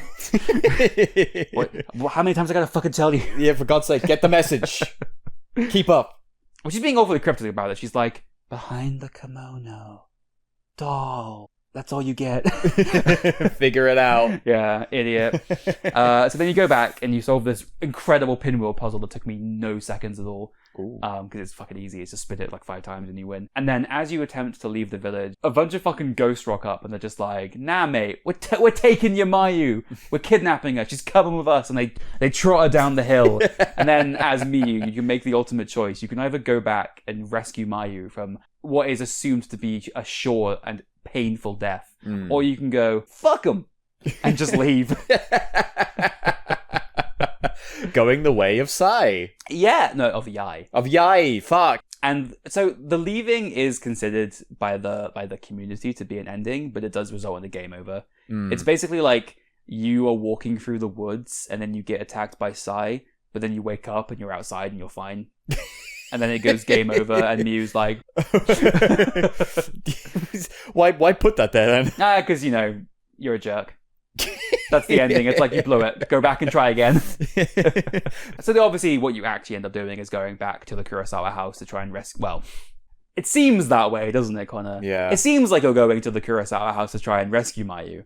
But it doesn't quite work out like that, does it? No. What ends up happening is that you go back through the Kurasawa house, you fight 1 million Shinto priests in 1v1 battles to the death. It's incredible. And then you descend through the tunnel that leads to the abyss that separates our world from the underworld. Yeah. As you get down there, you begin to hear Mayu speaking again, but she's obviously speaking and switching between herself and Sai. Because she's going, "No, Mio, don't come down here. It's fucked up down here. It's stinky." And then she'll be like, "I waited for you. You should totally come down here. It's super cool down here." And then you end up in like the boss room where it's meant to look cool so you can fight a boss there. There's like a bunch of like, are they like pinwheels or like flowers or something? There's like a field of flowers down there. I would have thought that. I think they're flowers. Yeah. And it's there where you fight the Kusabi again for a second time, and he's like, "You can only kill me by doing a fatal frame, and I'll regenerate my health." And then you shoot him 3 times, and he goes, "Oh, fuck." You've got the Type 0 film, You do. and you've got the upgraded camera. You've got the 0 lens. Then it's a whole different conversation. He's not a difficult boss fight. He basically just like teleports behind you, and then there's a really slow attack where he's like, "I'm coming," and then you just hit him, and then that's it. Ooh. And then once he's been defeated, you then are able to proceed through like 7 different Torii gates. It's like they're really getting across the fact that you're crossing over to another world. And who else is down there but your old pal Mayu? And she's standing by a big hole, and you take a picture of her, and you get a little thing that comes up that says, "Hellish Abyss, Mayu." Hellish Abyss. Mayu. And then you have to obviously do a fucking sick 5-phase battle with Mayu, where she's doing sick 7-hit combo attacks. It's like a bullet hell. Yeah, and it's like crazy, you got to do perfect parries. No, so you get down there, right? And Mayu's like, "You promised we'd always be together. We were born together, but we have to live separately, and that's fucked up." So come on, kill me, bitch. And then you just fucking do. Yeah. Like, you get down there and you're like, right, Mio, let's get the fuck out of here. And then Mio's like, actually, fuck that bitch. She's got to go down. When he got the ghosts of all the Shinto ritual guys. I really like that cutscene because they start like rhythmically banging their little staffs, and it's like dun dun. Yeah. And then like Miu like wraps her hands around Mayu's neck, and the minute she begins like strangling her, like the screen begins to go all red and it's cutting very quickly, and it's a very cool scene. Because isn't the game in black and white for this cutscene? Yeah, it's got a very heavy like filter over it basically. Yeah. So when it eventually goes red, it's like quite stark. Yeah. And then you just fucking kill Mayu. She's dead. You just like, whatever, man, I'm sick of her. Slowing me down. And then it gets a bit silly because like there's like these people called mourners who the whole thing is that if you look into the abyss, it will look back into you and blah blah blah blah whatever. Ralph the Lich King, who cares? So they have specific guys whose job it is to like handle throwing people into the pit, and they're like these like jacked dudes wearing like little like robes, and they have like their eyes have been sewn shut so they can't look into the abyss. And they pick up Mayu and they do like the heave-ho, and they swing her a bit, and then they yeet her down there, and it just cuts to this camera facing down angle of the hole, and you just see Mayu just going woo, falling down there. She just sinks into the abyss. Yeah, and then what comes out is a little crimson butterfly. And so there's lots of discussion, Connor, among the 12 guys who have played Fatal Frame. We meet up every week to discuss cameras and whatever. From all across the world. We wonder why... People wonder why Mio kills her. Because it seems out of character. It doesn't seem like that's what you're expecting her to do when you go down there. Yeah. And I think the theory that we all have coalesced around is that in the same way that Mayu is being possessed by the spirit of Sai and being overtaken by a desire for the ritual to be completed, Mio is undergoing a similar experience with the emotions and the desires of Yai, who's like, all right, I left you behind, I abandoned you, and I left you to this horrible fate. So now I can finally make good, and we can end this ritual forever, and we can purify the village, and everything will be resolved. Yeah. So then she does obviously kill Mayu. However, when she's this is also another thing that I think is really funny. Is that after they throw Mayu down the hole, all the Shinto priests are like, yeah! And they start like throwing their arms in the air and going, we fucking killed that bitch! Yeah, throwing confetti cannons out there, doing little pom-pom cheerleader. Star Wars. And they give Miu a big blue orb. And she's like, wow. But that's the kind of the moment that kind of lends the most credence to Miu was in kind of like a trance, is that they throw Mayu down the pit and she's just like, hey, wait a minute. I didn't want that. Well, the way I was assuming it was going to go, and it's strange that it didn't, was the fact that, well, this ritual needs to be completed in order to prevent, the spirit world from getting restless and that kind of thing. And this place is about to get flooded, so if we don't do this now, then water isn't going to stop ghosts. I mean, that's a great point, though, because obviously this hole has been overflowing for many years. Let's get into that. But the area of... Because obviously, this is not hell in the Christian sense. No. It's an all-encompassing spot for sinners where they are boiled in lava or whatever. But what I have come to understand about Japanese mythology is that the underworld is under Japan. And there are many different entrances to it throughout the country, basically. Mm-hmm. And this is just one of many abysses that you have to throw things into to appease them, basically. So obviously the hole is angry, but the only area of effect that it has is the immediate village and the surrounding forests. I see. So I don't think the issue is that they're worried that the hole is going to eventually overtake the entire world or whatever. I think it's more that Sai and Yai were meant to be together and stick with each other, and they didn't, and now you're making good on that. And that's why Mio does that, rather than any considerations about the ghosts being upset, basically. Fair enough. Well, let me instead present you a more practical problem. Yeah. Which is the fact that this is going to be flooded as part of a dam being set up, presumably a hydroelectric dam. Yeah. Because why the fuck else are you making a dam? The issue you're going to get, though, is that the water is going to flood into the village. It's going to get into that temple, and it's all going to go down that hole. So it's never going to actually fill up. They're going to flood hell. Yeah, they're going to flood the underworld, and the issue there is that that's why you needed that surveyor to come down, have a look at that, and that hole needs plugging up. That's a great point, though. I'm glad you brought this up, because they send that surveyor there and he fucking dies, and apparently the company's just like, That's probably fine then. I'll just build the dam. Like, no, they send more guys to go check. They're like, he died doing what he loved. Yeah, imagine the timeline where he got to report back and it's just like, okay, we'll bring in a really large cork and we'll cork up this hole. Up the hole to the and underworld. Sai's just like, oh, what? No, let me out! What the fuck? That's a really good point. All the water just flows into the hole. How are you going to have a Fatal Frame 5 about being all wet if all the water in Japan is going to flood into this one hole? Now it's all the water? Yeah, all the water in Japan's going to go down. It's a real crisis. In case I was making too much sense. Yeah, we're sending in our best agent, Mio Amakura.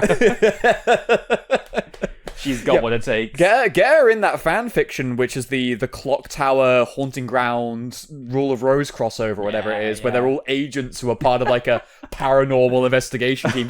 Get Mio on there to plug up the ghost holes. She knows all about them now. Well, the game ends, Connor, with Miyu obviously is like, shit, I strangled my sister, that fucking sucks.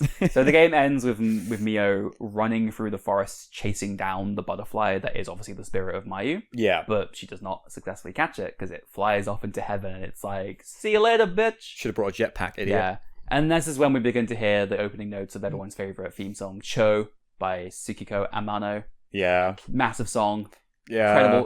Incredible chart topper. I mean, it's no Breaking Benjamin. But... It's no Breaking Benjamin. No, it's true. You got me there. But it's a good ending song. Yeah, it's appropriate to the game. And then after the credits roll, you get a final shot, which is Mio sitting on a bench alone, looking out at a river or a lake, which you are to presume is the result of the dam being built. Yeah. And now she has to live her life alone, and the game ends on a shot of a red rope mark around her neck, becoming a butterfly, ending the game. Yeah. Yeah. There you go. Well. What a beautiful ending to a fucked up story about sibling murder. Yeah, it's all about the contrast between things that are whole being made separate, Connor. So, those are the two endings. It's the one where you just leave sort of Mayu behind, or you've got the one where you choke her out, right? You ignorant worm! What? There are many more endings to discuss. Oh. I hate this voice. I'm sorry I did that. It's okay. It was good. It just made me feel like you were channeling like an angry Shinto priest. I'm so angry about Buddhism. About Buddhism? I don't know. Can't reach Nirvana. Shake my head. Oh. Yeah, so there are 3 endings in the PS2 version, Connor. PlayStation 2, console released by Sony in 2000. Yeah. So there's this ending, which I will note is the canon ending, the ending where you kill Mayu. Right. There's the ending where you run away, and Mayu and now Mayu's ghost is there, just like, oh fuck's sake. And then there is a third ending, which you accomplish by beating the game on hard difficulty, Connor. The difference when you beat the game on hard is that after you fight the Kusabi, you then have to fight Sai. Oh. That is one of the peculiar things, is that Sai is the villain of this game, but in the normal course of a story, you don't ever fight her. Yeah, actually, yeah. that is really weird. It is strange. That's I'm fairly certain that's why they invented the Kusabi as a concept, was so there could be a boss who wasn't Sai for some reason. Because they just didn't want you to have to fight her. Yeah, but you do on hard. Okay. And the result is that... So what happens, basically, is that instead of Miyu and Mayu being used as stand-ins for Sai and Yai, you instead manage to quell the effects of the ritual by defeating Sai. Like, the idea is that, like, that makes it proper using the Mayu energy. Okay. And that's able to resolve it without killing Mayu. But then Mayu, like, trips, I think, and falls down the hole anyway. What? And then Miyu has to, like, catch her. And she catches her, and she's like, I'll get you out of there, Mayu! And she pulls her up. But in the course of doing so, has been forced to look into the Hellas Abyss, which has blinded her permanently. They're able to resolve the problem and get out of the village while saving Mayu, but now Mio is blind and can no longer get around without Mayu's help. And some people would say this is a happier ending, because obviously you get to save Mayu. But there's a slight sinisterness to it, because as Mayu is, like, hugging Mio at the end, she, like, smiles and she's like, ha. You're fucking mine forever now. Like, our codependency will live forever. You gotta rely on me. Yeah, exactly. Like, Mayu's like, haha, idiot. You were going to abandon me, but now you can't. So, like, it's still... It's a probably a better outcome because they both get to live, but it's also like there's a slight sinister nature to it that kind of underpins it. I see. Like every ending in the PS2 version is kind of like you have to give up something. Like you always end up losing something. You never like win totally. Is the vibe. Yeah. But then they had to make an Xbox version. Oh. And they had to be like sick new ending in the Xbox version. So people actually buy it. Shit's fucking crazy. It's called the Promise ending, Connor. And it's yeah, right. It's but there, you already strangle her. What else? It's basically like the everyone wins, go home happy idiot ending. Instead of like being able to use Sai to do the ritual rather than the spirit of Mayu, instead the spirit of Yai rocks up and she's like, I know you've been waiting 200 years with my hands around your neck. And then she kills Sai. Mm-hmm. And then they throw Sai down the hole. And then Miyu and Mayu just get to go home. And they win. Great. Like, all right, well. Like, good job, you did it. Bye! Yeah, so that was in the Xbox version. I think you get it by beginning the game on like fatal difficulty or something like that. I see. What they added for the Xbox version was a new difficulty. So you have to earn it, I guess. But yes, it definitely feels a bit too happy for this kind of game. This game is so bleak. It's about this kind of like archaic and like brutal tradition that seems to have to be upheld in order to maintain like the well-being of the surrounding area and to like finally silence like this long lingering kind of grudge of sorts. And it's just the idea of you just being like, nah, what if we just go back in time and fucking bring back the goddamn... I don't know where I'm going with this. It's like, you know when you get told like that famous campfire story where it's like two people who are making out in a car and then they get killed by like a man with like a hook hand or something? Yeah. But the ending is the two people pull out a sick shotgun and they kill him in one shot and then they go home and get married. Yeah, it's like a horror movie where they immediately call the police and the phone is working, so the police turn up and they kill the guy who is going to murder them. And then they win forever. Yeah. Imagine what this story would have been like if the Scooby-Doo gang had rocked up to the Lost Village and they like lift up the head of the Kusabi and it's like, Old Man Jenkins! It was you! Imagine them doing that with Sai. And it's Old Man Jenkins. Old Man Jenkins, you were Sai the whole time? That's wacky. And then they added 2 endings to the Wii remake of Fatal Frame 2 that they released in 2011. Yeah. The other detail about the endings in the Wii remake is that for some reason they made them more like Silent Hill 2's ending conditions, where it's based on like ways in which you play the game. So for instance, to get like the worst possible ending, you have to beat the Kusabi within like 5 minutes, and then if you beat him in a minute, you get the best ending and stuff like that. I see. And there's like new scenes in chapter 8 that watching them changes the ending and things like that. Okay. And the 2 new endings, the first one is called Shadow Festival, and it's basically like the worst outcome that you can get for the characters. It's kind of a bit abstract, but what ends up happening is that I think both Miyu and Mayu die. Oh. And then it just kind of ends on, they're like at a festival wearing traditional Japanese clothes, and like there's an implication that their spirits are both trapped in this village forever, but they're having a better time than everyone else, I guess. Oh, it's a festival, Ash. Surely they're having fun. Yeah, but it's a shadow festival. Oh. A Kage Matsuri. Damn. It's fucked up. You have to throw shadow balls at shadow pins. Win shadow prizes. And eat shadow cotton candy. Get shadow fish.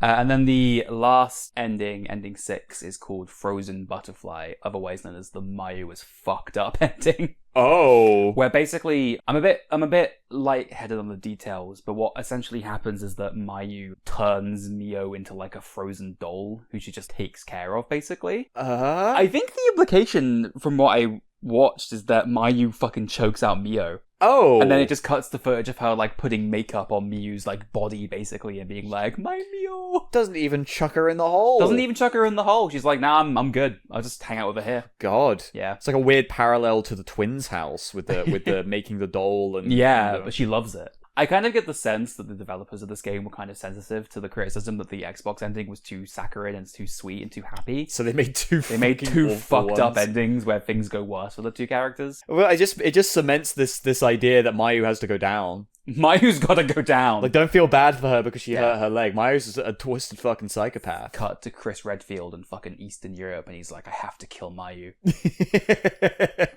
Mayu killed my men with a big snake. Mayu would do that. That's such a fucked up Mayu thing. It's so funny because Mayu and Mio are like barely characters.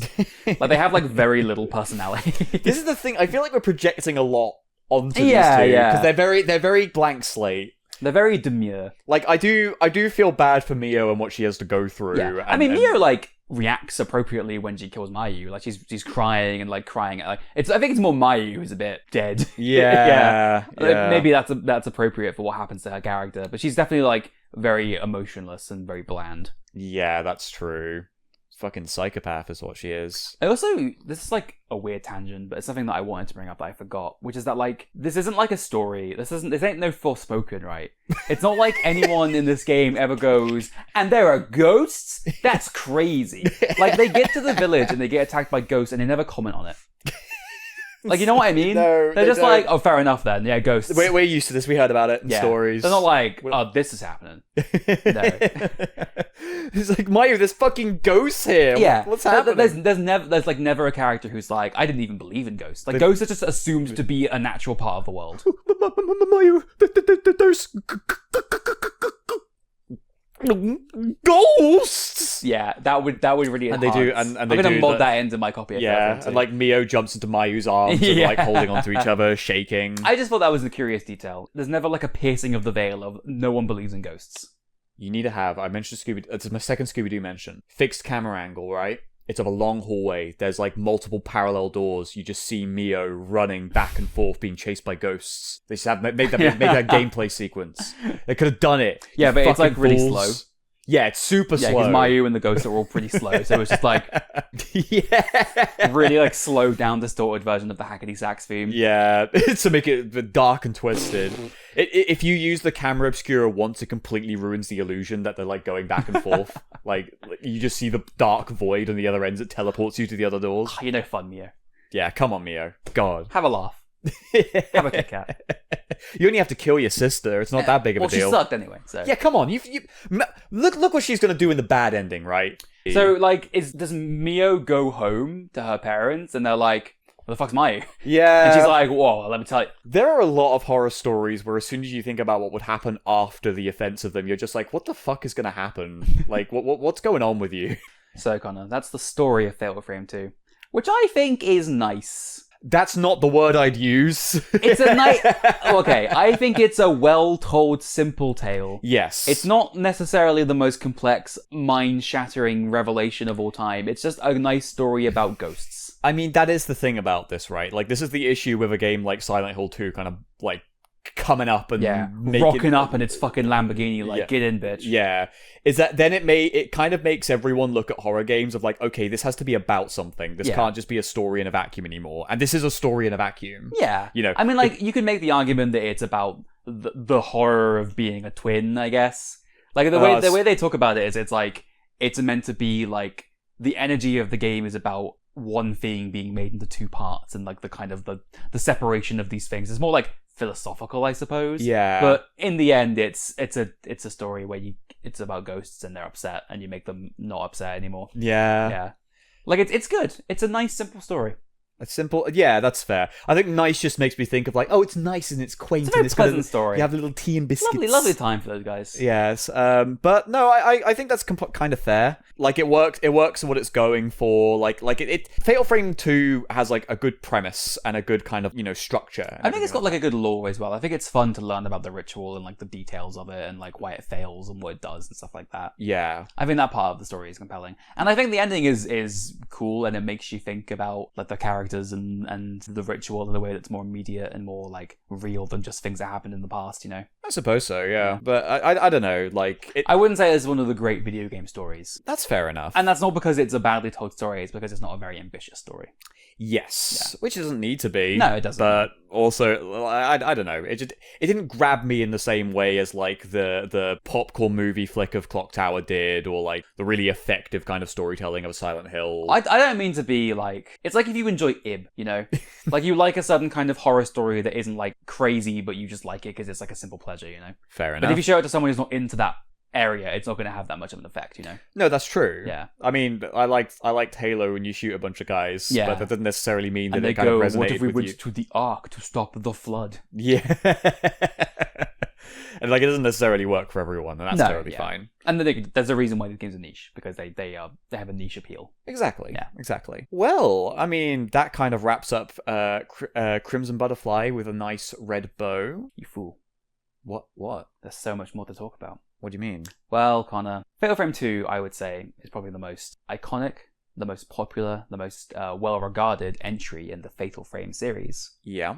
Because of that, it has seen various re-releases over the years. Oh, okay. And by various, I mean 2. Oh. It's not a Resident Evil 4. No, it's not quite a Resident Evil 4, sadly. But there are some interesting nuances and little details that we can talk about that I find interesting, so let's do our due diligence, shall we? Yeah, but by all means, what's up with the Wii edition? We'll get to the Wii edition. I've got to talk about the Xbox edition. Oh, okay, sorry. Well, Yeah. my mistake. We just talked about... I thought the endings was the only difference. Really. No. Oh, dude, it's crazy. Let me tell you, it's fucked up.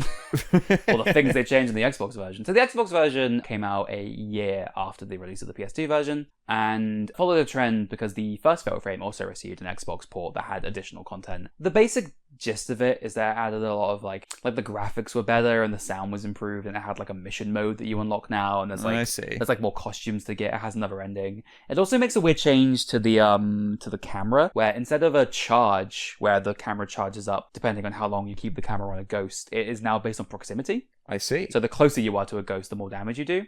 Which I don't really like that much, because to get a Fatal Frame, you're always going to be close to the ghost. So yeah, it just kind of removes a layer of complexity, because in the PS2 version, you had to, 1, get the Fatal Frame, and 2, keep your camera on the ghost long enough to charge it up to do a big shot. So it was more nuanced in that way. It was your chance to be a big shot.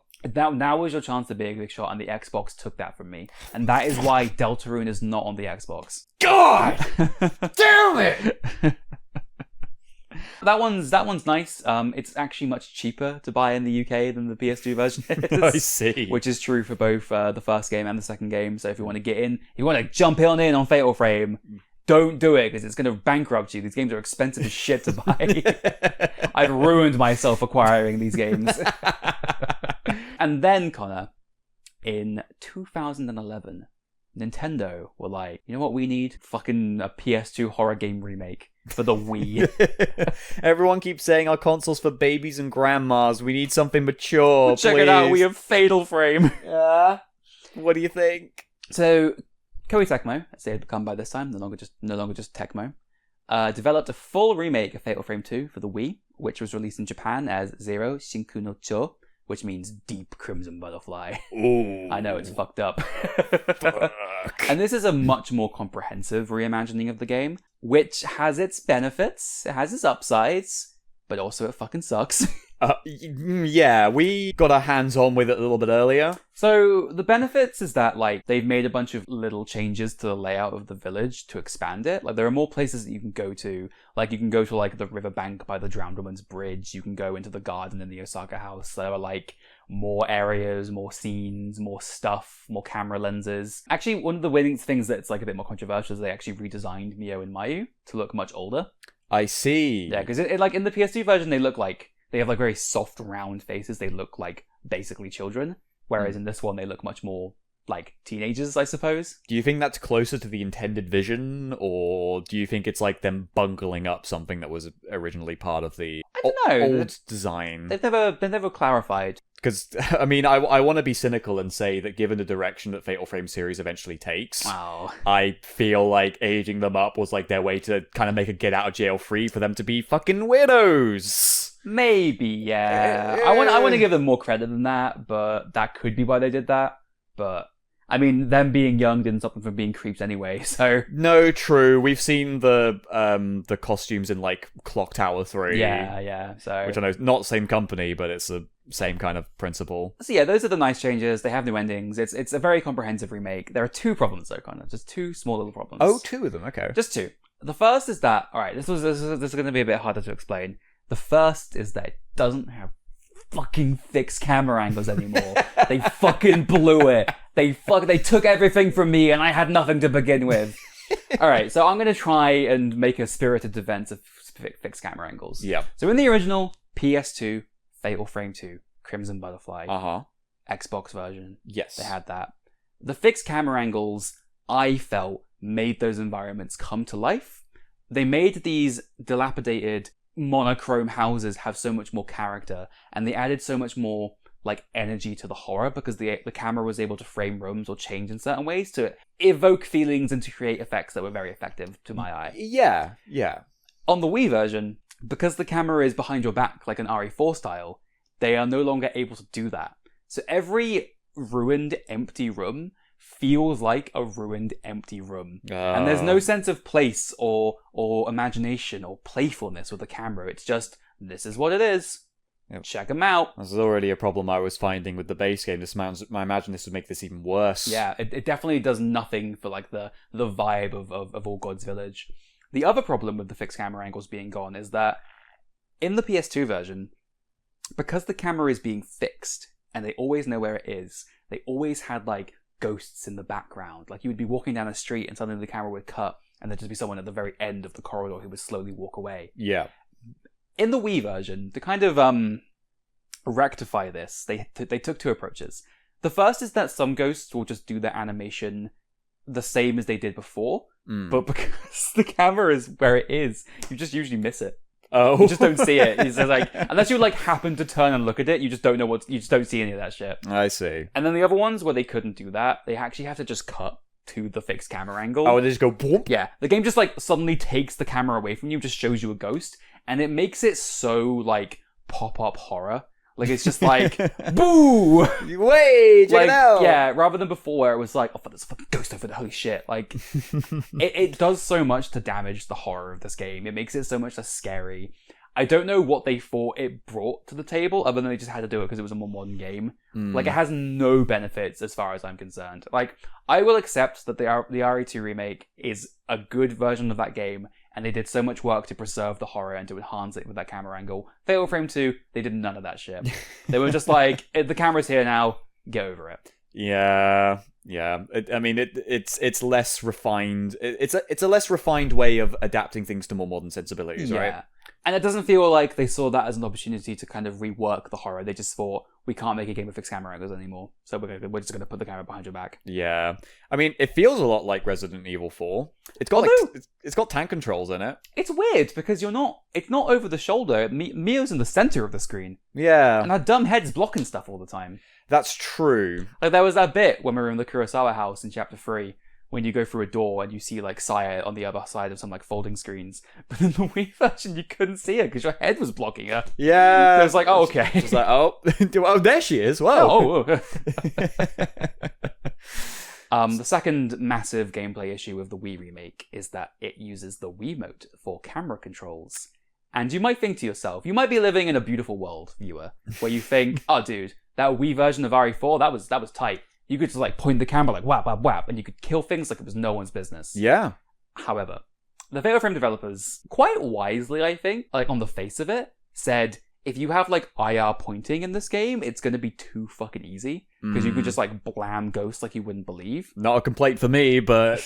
Yeah, but they want to preserve the atmosphere. Not with the camera angles, apparently, but in this sense, they want to try and preserve the atmosphere. So instead, the way the camera works is that you have to tilt the Wii remote left and right and up and down to slowly move the camera lens, which is now no longer being controlled by the precision of an analog stick and is now just wobbling around all the time, up and down, left and right. Yeah, this doesn't use the Wii sensors to make it like a light gun game. It's like you're rolling the... Yeah, like you're pivoting a camera on a tripod for some reason. It doesn't feel natural. It feels like... It doesn't feel like... Because this is the turn left and right and stuff like that with the tank controls. It doesn't feel like you're controlling a person pointing a camera. It feels like you're rolling a plane around. Yeah. And it really, it does a lot of damage to your wrist because you're having to twist it constantly to fight these ghosts. And if you try to relax your hand and have the Wii remote, pointed downward, then there'll be moments where you need to take a picture really suddenly, to get a bonus picture, like the harmless ones. And your camera will immediately be pointing down. Yeah. So this is the problem. Because when those events happen, the way they try to make it so you can get them is that when you press the camera button, Mio will snap to where the ghost is. Mm-hmm. And in the PS2 version or the Xbox version, because you're not touching the analog stick, it doesn't move. But because you're making motions with the Wiimote, it will just start moving away from the picture you're trying to take. And you'll miss most of the shots that you take. It's so infuriating. Yeah.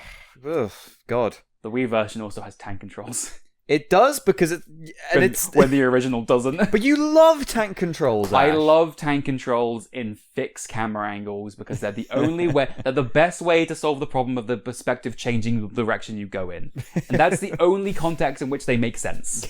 If you make a game that's over the shoulder, it doesn't need tank controls. It's stupid.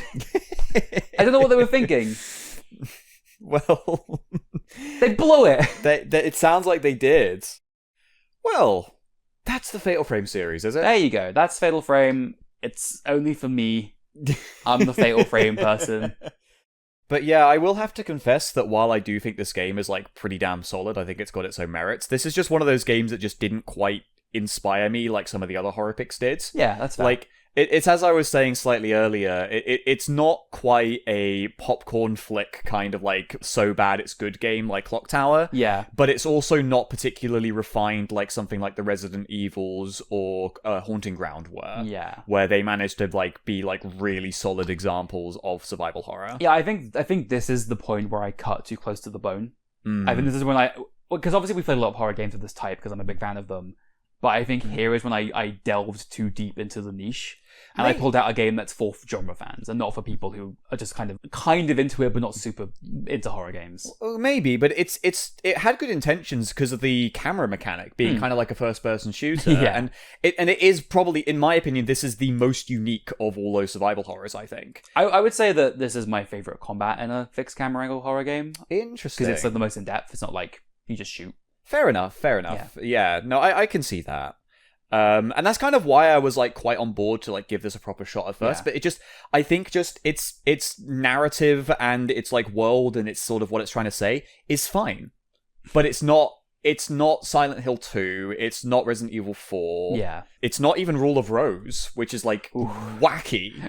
Like, you know, like where it's like a real roller coaster of like, you know, it got really high and interesting for a reason. Yeah. But that being said, I think if we do move on to rankings, I am going to try and give this a fair shake. Okay. I'm not going to be harsh on this. I mean, I'm going to be very, very... I'll be giving it the praise that you will be giving it. Because to me, I think I've alluded to this before, but for me, there's like the 4 horror games, the 4 Giga Chads who stand at the top of the mountain, having claimed the mandate of heaven. Yes. Like, there's Silent Hill 2, there's Resident Evil 1, the remake, there's Signalis, and there's Fatal Frame 2. In which case, then, I'm going to ask you on quality, how are you feeling about Fatal Frame 2? I will give Fatal Frame 2 a 4.5 stars. Wow. I think this is one of the best games on the list. I love it a lot. I think it's a shining example of this kind of game done very, very well. And it's my favorite in its series, and I think it's smashing. All right. I think in which case, then, I will give this a 3.5. You son of a bitch. Like, I do think it's solid. I think think about it. A 3.5 is a 7 out of 10, which is good. Yeah, which in gaming terms is terrible. Haven't you been on IGN? Yeah, a 9 is like, it's a fine. Yeah, a 10 is that it's a masterpiece. And an 8 is that, like, it's There's mediocre. no nuance in between. But just know that I'm going to slaughter Crash 2. No, please, my son.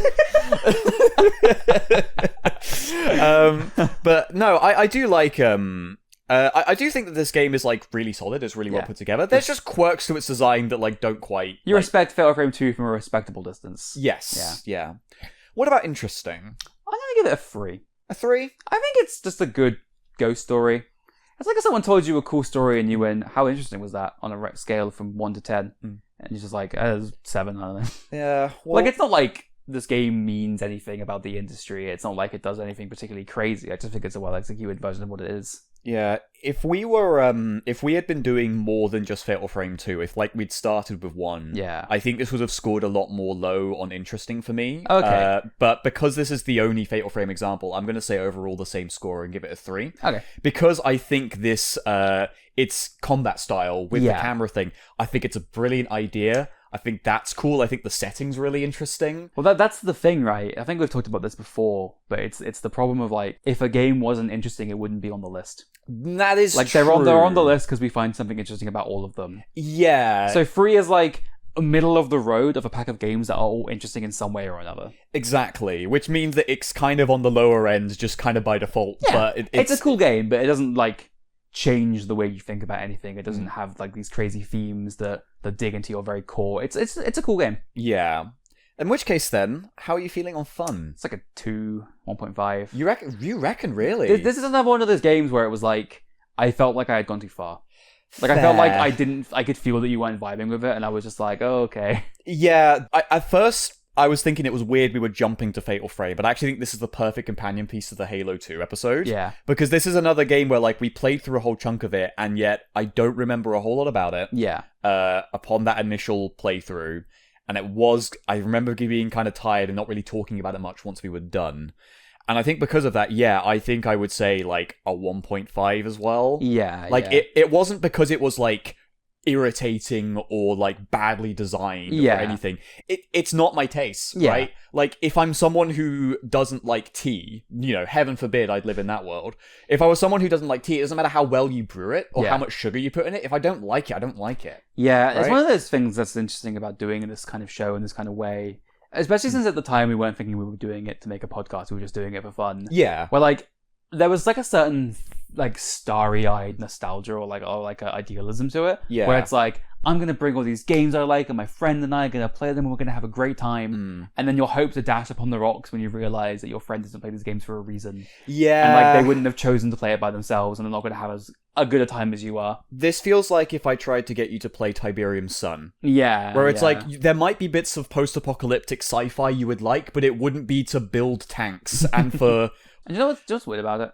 Like, I've been thinking about this a lot recently, because, like, we keep having this joke whenever we did the horror games, where we didn't have, like, a super great time playing Haunting Ground or Rule of Rose, and then, like, when we were preparing for the podcast, I would do, like, an independent playthrough of the game, and be like, Connor, actually, it's great. I loved it. I had so much more fun. And I think what has been happening in those games, like, it happened with Haunting Ground, it happened with Rule of Rose, it happened with Fatal Frame 2, is that while we were playing it, I think the fact that I had been excited about it and it wasn't going the way I was hoping it would made me think less of those games. Really? Because I was, like, associating them with a bad experience. Because I was like, oh no, I'm wasting my friend's time before he dies on this earth. Like, before I die? Like, he spends some of his time playing Rule of Rose, and that's my fault. Well, and then when you play it back by yourself, and it's once again, I'm playing a game from a genre that I love. Yeah. I was having a better time because I wasn't letting someone down. Yeah. If that makes sense. No, fair enough. I mean, heaven forbid that we avoided the timeline where I die at 25, So we that would have been dark for me. We didn't have to worry about you wasting my living lives. Be making this show by myself. Connor, what did you think of?